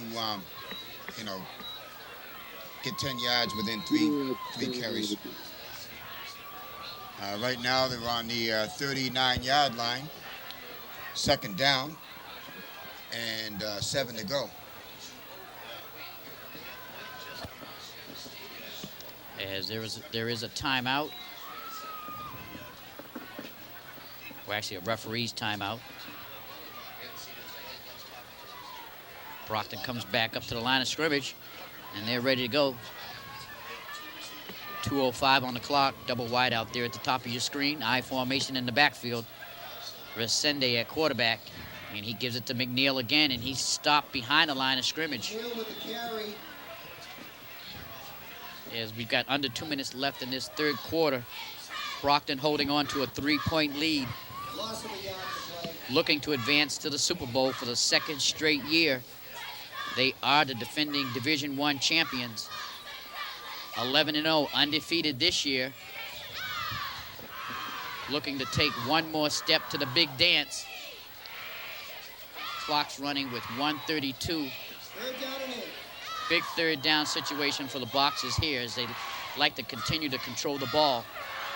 Resende rolls out to his left. Looks downfield, fires long, and it's overthrown and intercepted. And I have to say, I thought that was going to be intercepted before I even throw it because it just seems like it's their luck today. And once again, it's Hugo Souza. No, actually, it wasn't Hugo Souza. Number it was 5, Bill Jennings. Bill Their Jennings. Other big powerhouse running back / defensive back. And Jaron McNeil, fortunately, was in the right position, right place at the right time to make the tackle. And here's a replay. Jesse throws. It looks like he looks like he set up well. Yeah, he set up well. He just overthrew Nate Dillon. And nice return by Jennings to get the ball just inside Boxer territory. And there you see McNeil make the shoestring tackle. So the men, Marshfield Rams get a big break here late in the third quarter. Brockton showing blitzing. They give it straight ahead. Picks up about 6 yards on that. Down to about the 44-yard line. Nice tackle by Velez. 44-yard line of Brockton. Less than a minute to play here in the third quarter. And here's the replay. Brockton shows blitz. And Dave Mowry able to fight his way through and power up for 6 yards. So it's 5 second yards. and about 6 yards to go for the Rams. They're in Boxer territory. Crowd getting a little yanksy, and whistles blow just before the snap. And I'm sure that's a offensive timeout. So it's a timeout. There were no flags. Yeah, Coach Silver called that, Coach Lou Silver. And, surprising to me, last time we played Marshfield, Junior Penn was the running back who was powering at the end of the game and just eating up the clock. And they're not using Junior a whole lot this game. Sticking with McNeil. 2nd down and 5 for the Boxers. Quarterback throws a long pass out there, and it's incomplete. And they're going to call pass interference. It should be offensive pass interference because James Brown definitely had the position. But if you take a look at the body language of the players and the crowd, the Brockton crowd upset with the flag. Severian jumping for joy. Let's see how the refs call it before we jump to any conclusions. Let's see. I'm not going to say anything. There you see the referee, pass interference defense, and that's a bad call, folks. Yeah. Even before the replay, you could see, and the crowd doesn't like it either. Well, this is the first time the crowd has really showed any enthusiasm and made some noise. Well, he had the position. Yeah. He has position. That was a bad call. You know, he has every right to that position. Actually, the receiver ran into the defender, ran into James Brown, and Coach Colombo looks flabbergasted. He can't believe it either. And that's a bad call.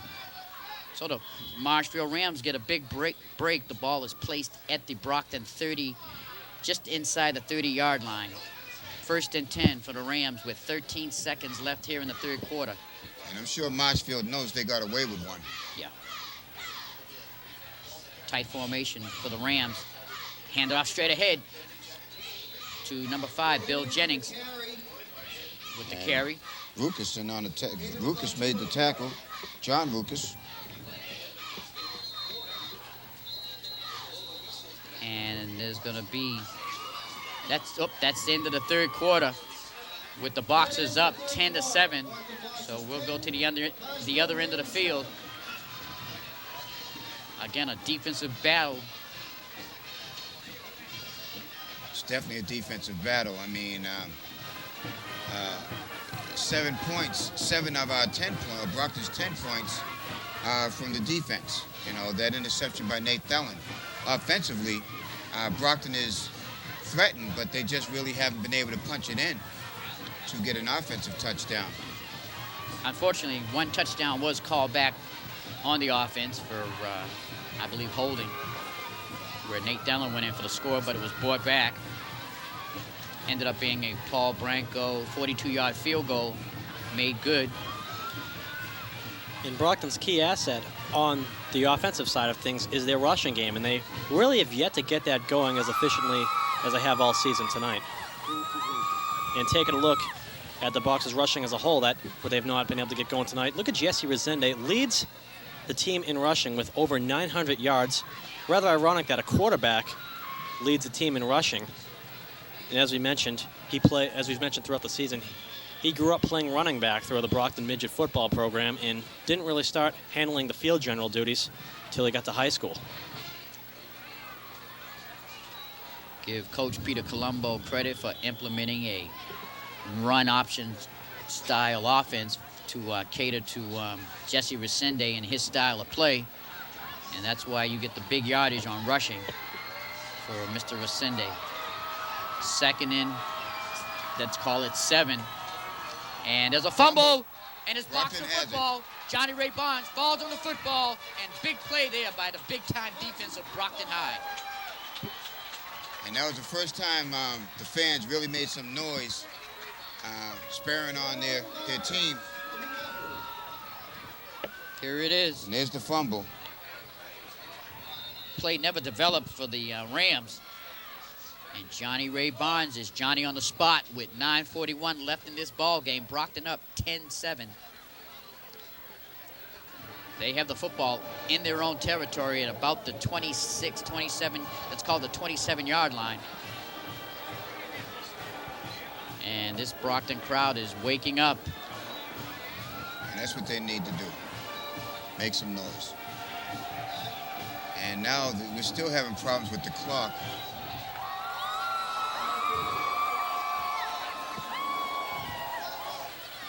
And the scorekeeper has the clock corrected at 9:55 to go. And the Whitecap is working overtime. 1st and 10 for the Boxers. Whitecap's working overtime trying to make sure that the clock stays correct. Resende, who keeps it, gets around the corner, has a 1st down and more.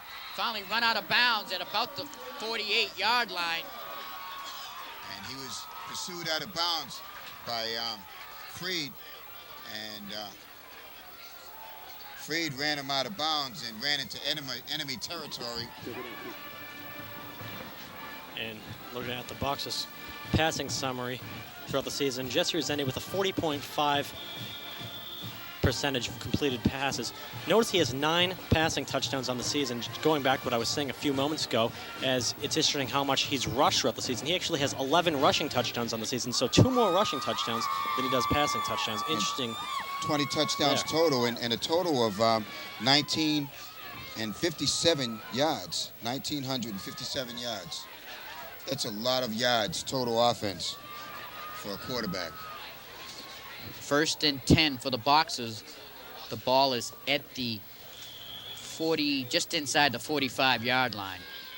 And if Freed had not been able to keep pace with him and run him out of bounds, there'd be 6 more points up on the board.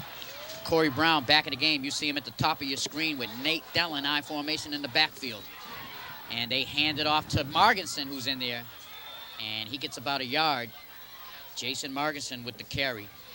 Marginson with the carry. Gave him about a yard and play. So bring up a 2nd and 9 for the Boxers. The clock is running. I'm wondering, there must be something going on with Junior Penn. There must be, because he's been your workhorse all season long. And for him to not get any touches as a running back, just blocking, something must be wrong. 2nd down. They hand it off straight ahead to Junior Penn, and he bulls his way for about a 2-yard carry. So it makes it 3rd down and about 5 or 6 yards. We'll call it 6. And that's just keeping them honest. You see, no sooner than I say that he's not getting any touches, they hand him the ball. All right, well, I'm going to say it again. They're not giving him any touches. Keep handing him the ball. Big 3rd down situation with 8:36 on the clock and running. Boxers looking to keep control of this football. Cindy looks downfield, fires, and has just basically a great play by number 6, Sousa, as he deflected a little bit. It was going to Doherty, intended for Doherty. And that'll bring up 4th down, and Marshfield will get the ball back. And Marshfield's done an outstanding job defensively, keeping the Boxers from really moving downfield and, threatening. They're just lingering around in the middle before they have to punt. And I'm sure this is what Coach Lou Silva wanted, just to keep the game close, because anything can happen. And Resende gets off a funny kick. It could have been touched. That was a good kick by him just to get that away. Yeah, it's an excellent kick, and it catapulted out of bounds at about the 15-yard line. So the Marshfield Rams will have the ball deep in their own territory, placed at the 15-yard line.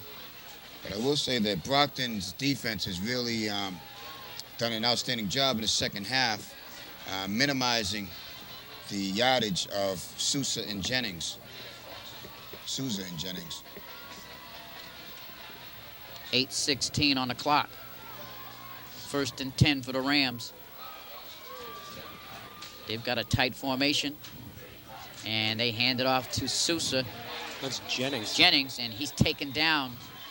Not much of a carry there. Jennings with the carry. And the referee is over there quickly, trying to ensure that there's no extracurricular activities going on in the enemy territory. And there you see run right into your living room. James Brown with the tackle. And it's down on the 6. He just gained about a half a yard. 2nd and about 9, let's call it, with 7:49 on the clock. 2nd and 9 for the Rams. As the referee comes over. And Coach Silva is irate over there on the sidelines. And I believe there's the head referee's looking at the clock again. It says 7:49.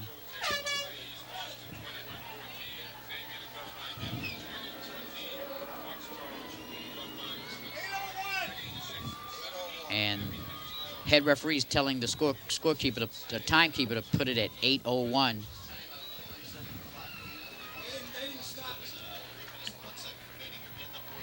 As you can see, the head referee talking to Coach Peter Colombo. And like you said, Brian, he's been communicating up here, up in the booth, quite a bit this evening. Yeah, and I'm sure Marshfield is going to swear that there's some extra minutes that have been elusively lost by the scorekeeper. But the white cap is keeping tabs on that. Great job. Second down and about 9. Throws a down and out pass out there to number 18, and he's taken out of bounds before he can get to the first down marker. Short about 4 yards. Corey Brown pushes him out of bounds.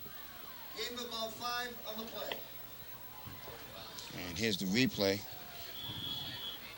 There you see the reception by 18, John Eamon.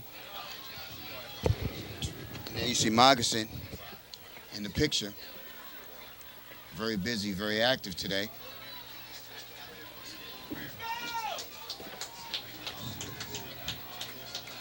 Looks like it's third down and about 4 yards to go for first down. Marshfield with a draw play has an opening, and there he goes. That's Jennings. That's Sousa with the carry. That's Jennings, number 5, Jennings with the carry. And Michael Murray wrestles him down from behind. And there you see Michael Murray in the picture. Just before the replay, here's the replay. A little delayed draw. Hands it up to Jennings, and he's off to the races. That was a big play there, a big third down play by the Marshfield Rams. Makes it a first just about midfield. And they give it to one of the running backs there, and he gets a big gain of about 5, possibly 6. And for any of our viewers that may have been confused by the cheers of joy that may have been bleeding in through our headsets just moments ago, this press room here, this press box here at Marshfield Stadium, packed with media from all over the state, including Marshfield. So just clarifying that. Second down and about 5 for the Rams with 7 minutes left in this playoff game. Boxers hanging on to a 3-point lead, 10-7. Little pitch out, and it's fumbled. Ball still loose, and the Boxers come up with it, hopefully. Yeah, Boxers have it. And it's Boxer football. Defense does it Margeson. again. Jason Margeson comes up with the big play. Margeson's going for player of the game. So great play by the defense to swarm all over that football. And here it is on replay for you. And then you're going to see a pitch out. And the ball's on the ground. You see Margeson diving and grabbing the ball before the running back is able to get possession. And that's a huge play. That's a huge play. 1st and 10, just inside Ram territory. The Boxers have the football. I formation in the backfield.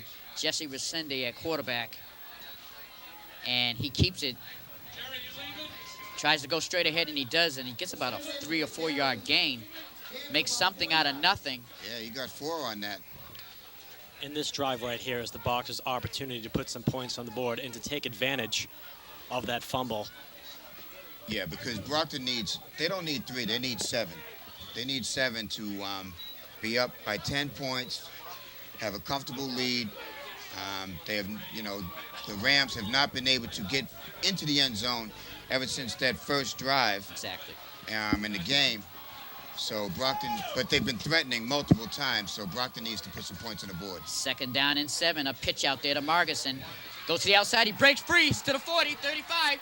There goes Jason Margeson, still going, and finally wrestled down just before the 20-yard line. A great display of running by John Margeson and just determination, folks. Yeah, Jason John Margeson. Yep.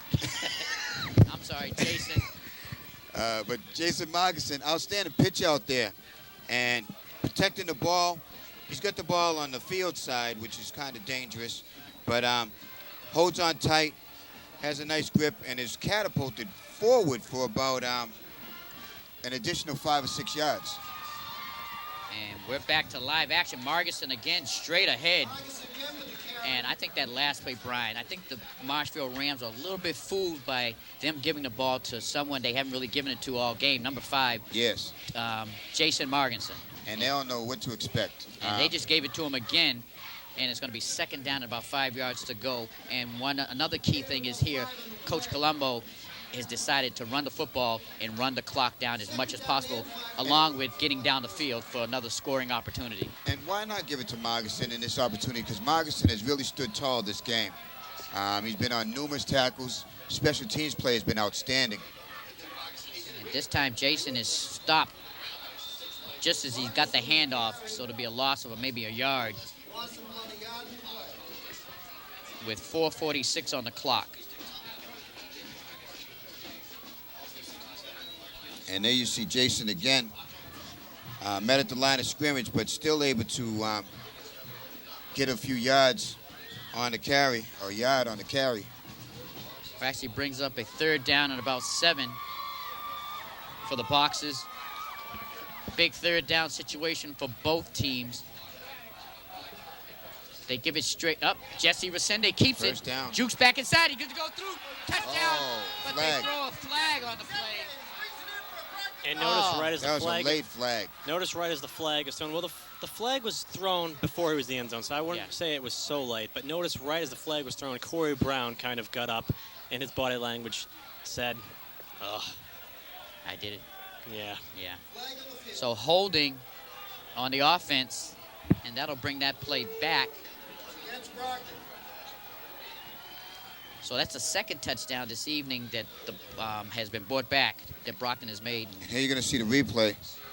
Jesse drops back, tucks it under his arm, and if we can see the hold, we can't see the holding play on the screen. That was a nice running play Nice by run Jesse. by Jesse, who is always a threat. So bring up third down and about 13 yards to go for a first with 4:11 on the clock. The Boxers up by 3, 10-7. 2 wideouts to the right of your screen. And they hand it off straight ahead. The Big Penn. Junior Penn still rumbling. Junior Penn to the 10. Junior Penn, touchdown. Boxers. Junior Penn just pulls his way through for the score. And there's a flag on the play as there's some extracurricular activity down there at the end zone. And it's little unnecessary. frustration on Marshfield. Yeah, number 65. It looked like number 65 for Brockton got in the face of Bill Jennings. I don't know what he was getting his face in regards to. But you can't do that. You really cannot do that. I don't care what they do. You cannot react. I think he got a little upset. Here you can see Junior Penn. Block in the back that wasn't called.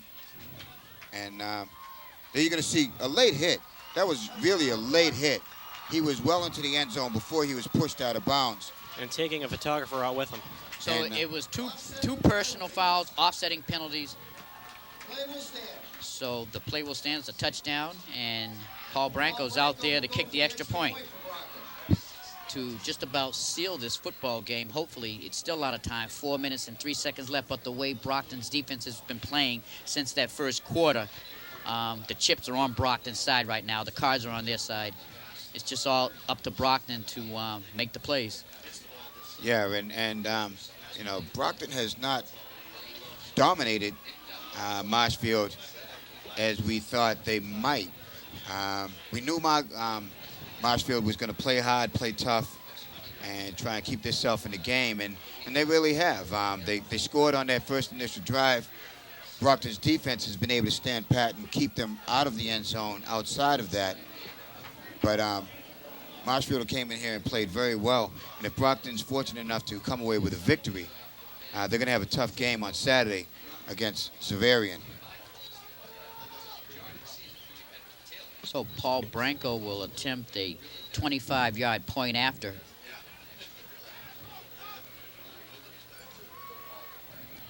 And we're still having trouble with the clock. I'm not sure if this is a clock issue or...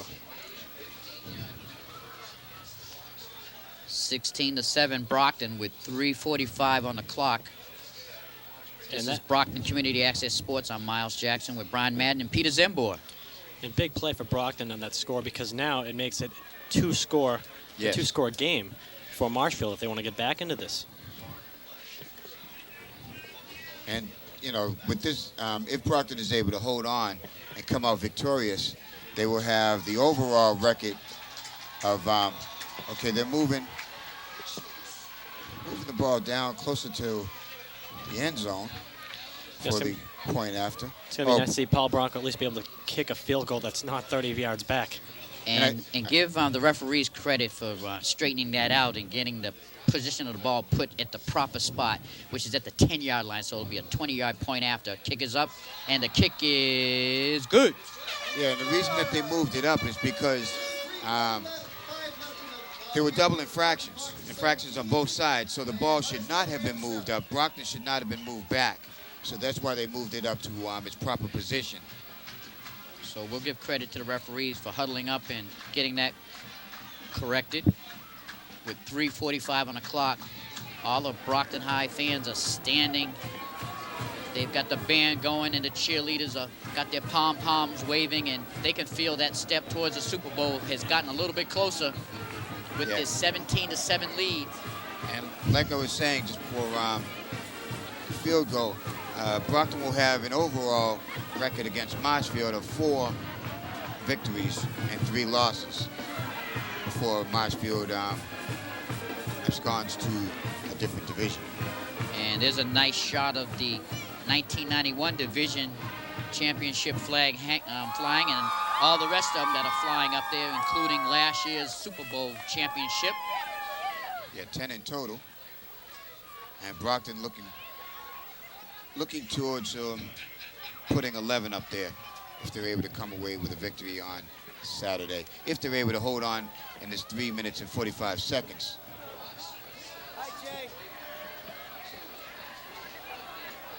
So everybody's happy in the home field stands of Brockton. Everybody's standing. Paul Branco will kick off for Brockton. And a little squibber handled at the 38, and gone straight ahead is number 45. Who makes the tackle? Excuse me, 25 for Marshfield. John Marginson. Jason Marginson. John Marginson. Jason yes. On the spot, Marginson. Done a fine job here, filling in on offense as well as playing his defensive role. Jason Marginson's a senior. Yeah, and I would have to give him the game ball today for his outstanding play on both ends of the field. Defensively, he's made so many key plays. Special teams, he was in on pretty much every tackle. Quarterback drops back. Leona throws a long pass, but out of bounds by Kurt Leona. So it'll be 2nd and 10 for the Rams as they feel their season slipping away late in this 4th quarter. It looks like we'll be back in a few more days to bring you the Super Bowl championship game right here at Rocky Marciano Stadium, played on Armand Colombo Field. Your Brockton Boxers up against the Zavarian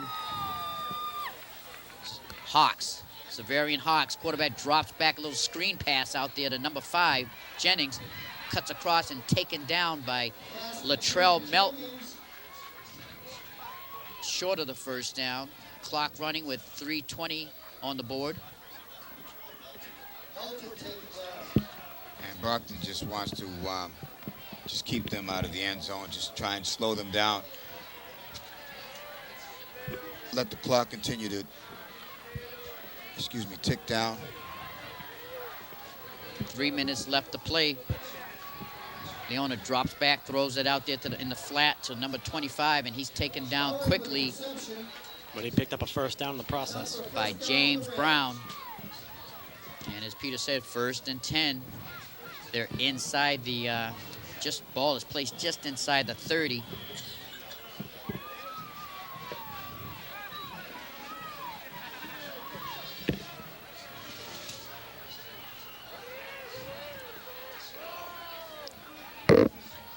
Coach Leone, quarterback is pressured, and he's sacked by Jonathan Ruckus with the big sack behind the line of scrimmage.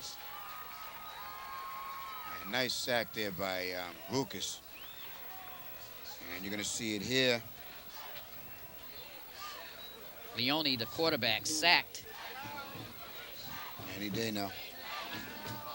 And here you're going to see Leone drops back, and Ruckus goes in untouched and just swallows him up and brings him down. And nice speed shown by big Jonathan Ruckus for the Boxers. And while we 2 minutes and 24 seconds left, Peter, who do we have up in the cameras and down in the booth?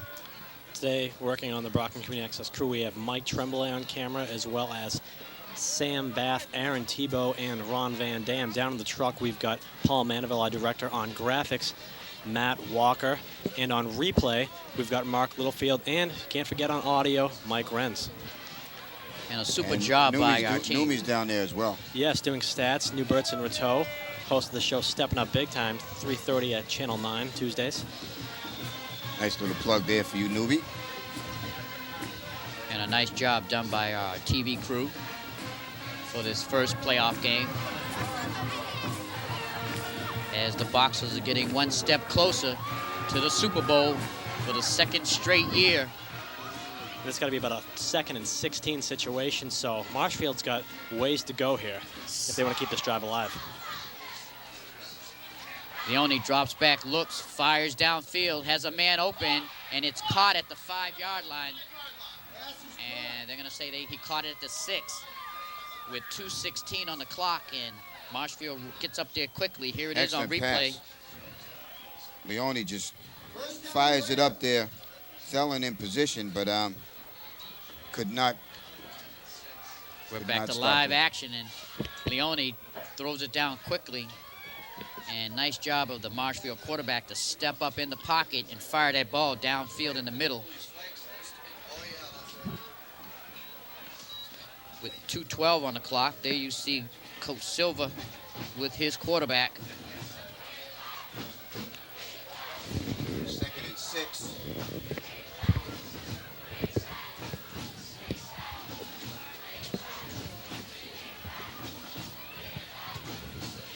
Second and 6. Actually, 2nd down and goal for the Rams. 2nd and goal, as they're threatening to score, and it's pitched out right there. And Sousa makes an excellent run as he juked back into the middle of the field and got a touchdown out of it. And the Rams score with 2:06 on the clock. And what did they have to be thinking right now? 2-point conversion. Exactly. Yes. They would get within 2 points then of Brockton, and then they would at least be in a field goal of a victory. And this game could come down to the final plays, just as the game prior to this did, between Everett and Savarian. And once again, that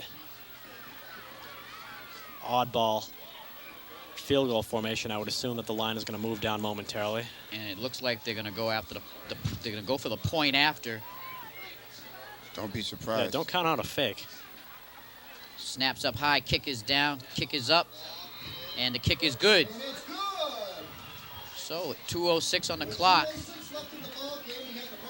Boxers up by 3 points, 17-14, which makes it interesting.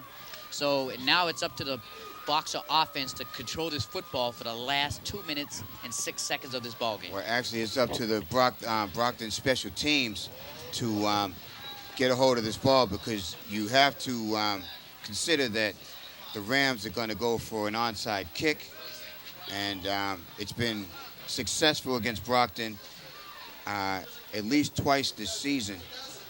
Once I can think of, I think one other, but they need to get the ball, get possession of the ball before they can pretty much consider this a lock.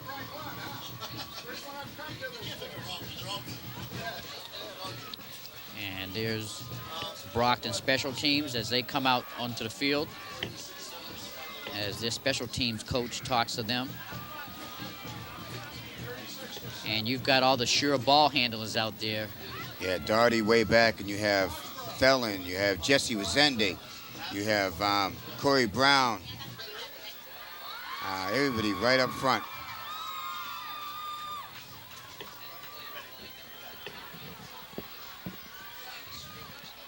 So as everybody holds their breath as they attempt to kick off, as Brockton is assuming it'll be an onside kick.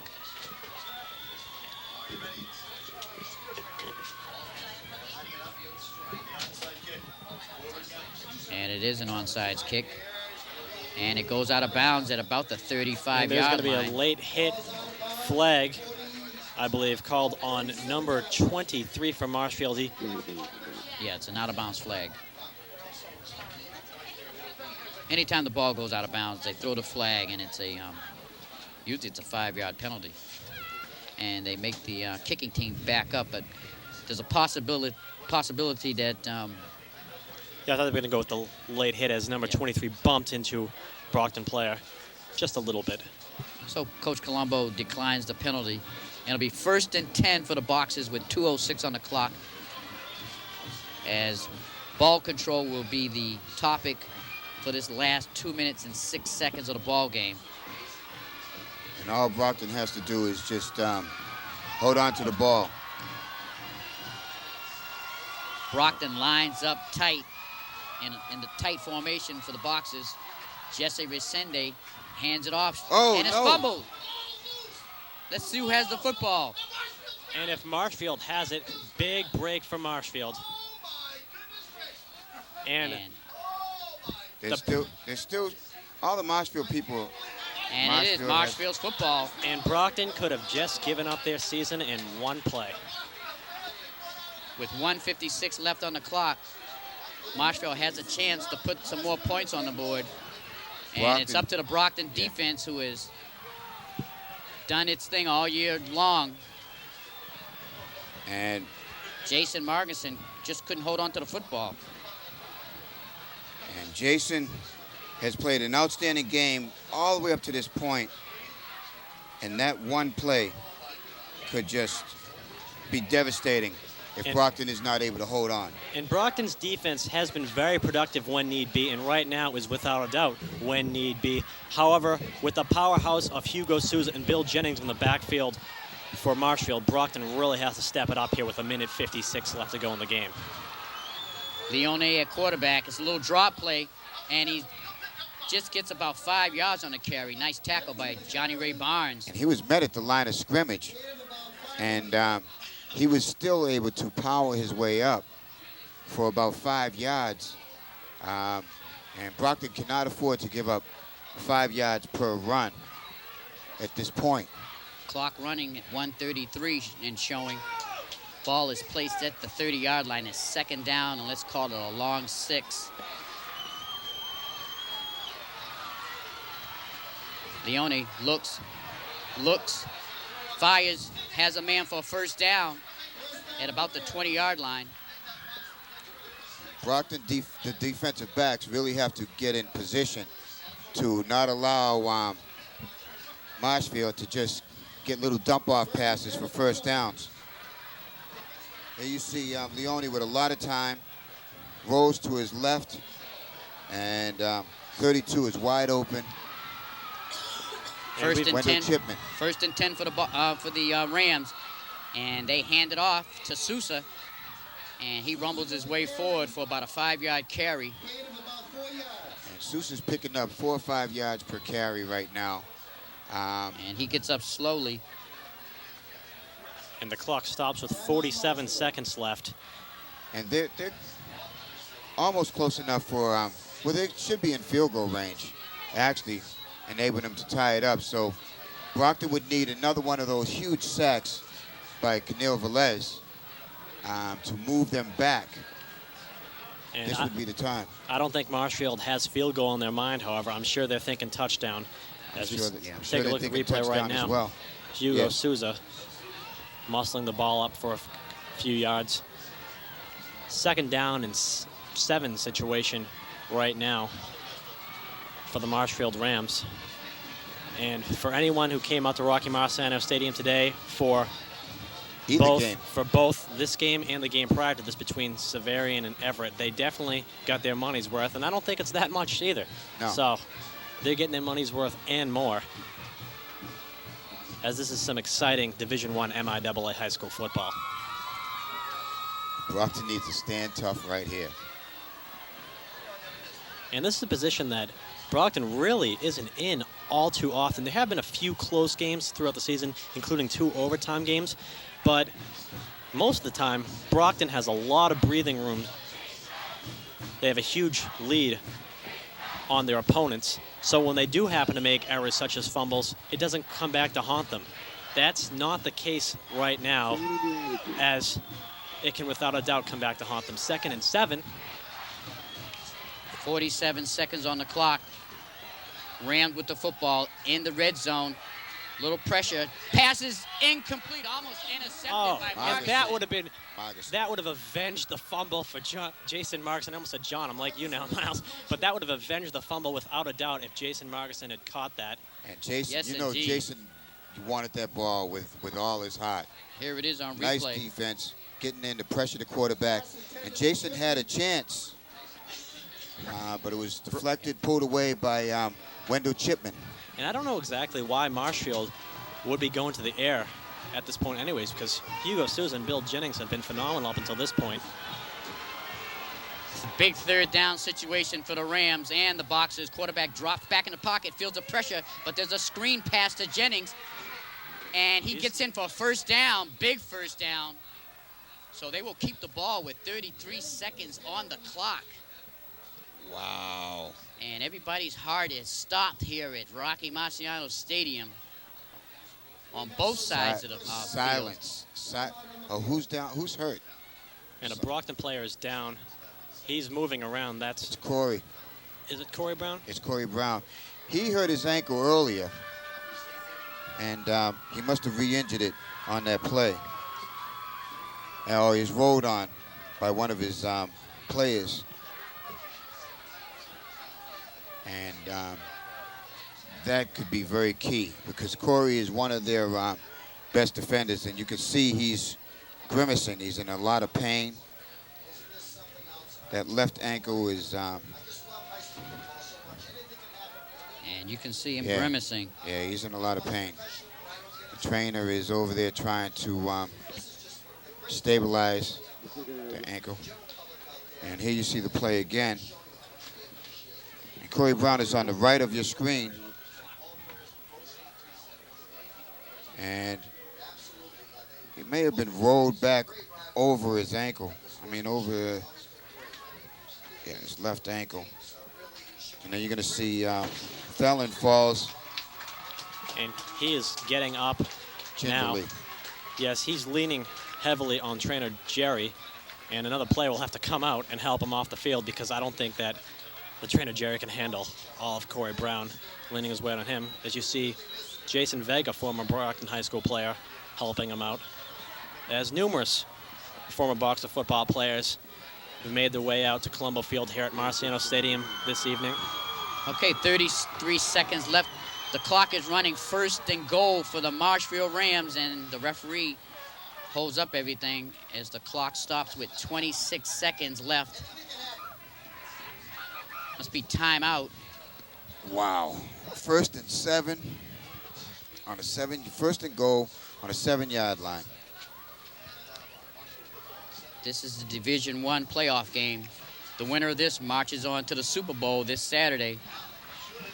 And the Boston Globe picked Everett to be defeated by Severian. Yes. Yeah.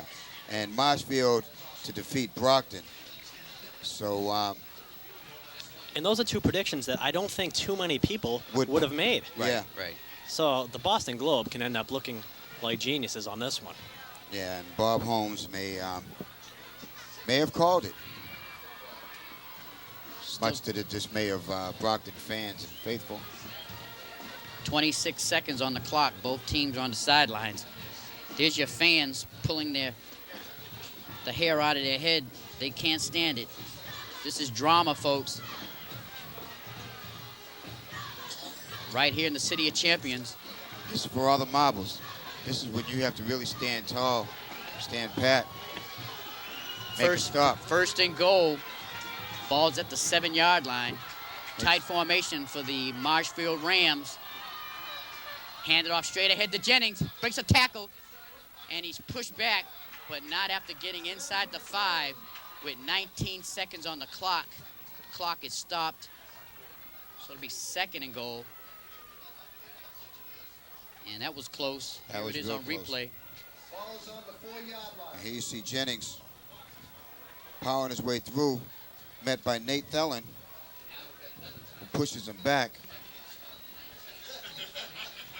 And the Brockton side here of the stands at Marciano Stadium is eerily quiet, knowing that Marshfield is within 5 yards of ending their Super Bowl dreams, ending their dreams of 2 consecutive Super Bowls. Possibly pulling off the biggest upset of the year for the high school. Well, Brockton needs to make some noise. I mean, they need to scream their loudest so that the Marshfield players cannot hear the play call from the quarterback. That 12th man is so important in situations such as this.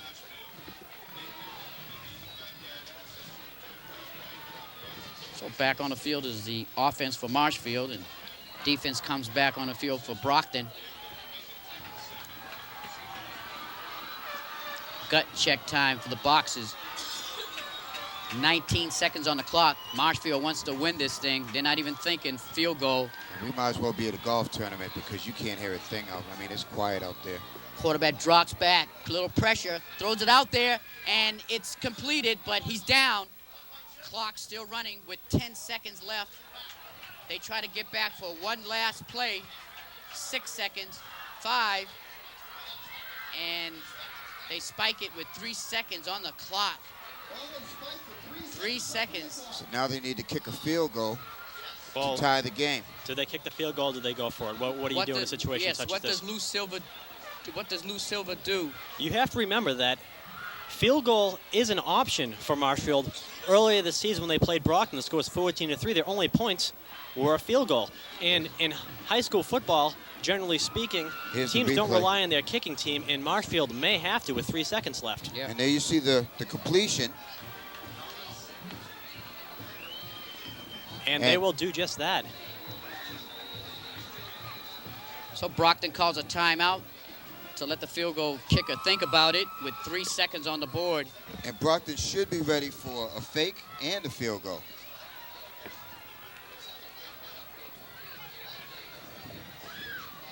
I believe it will be number 32, Wendell Chipman,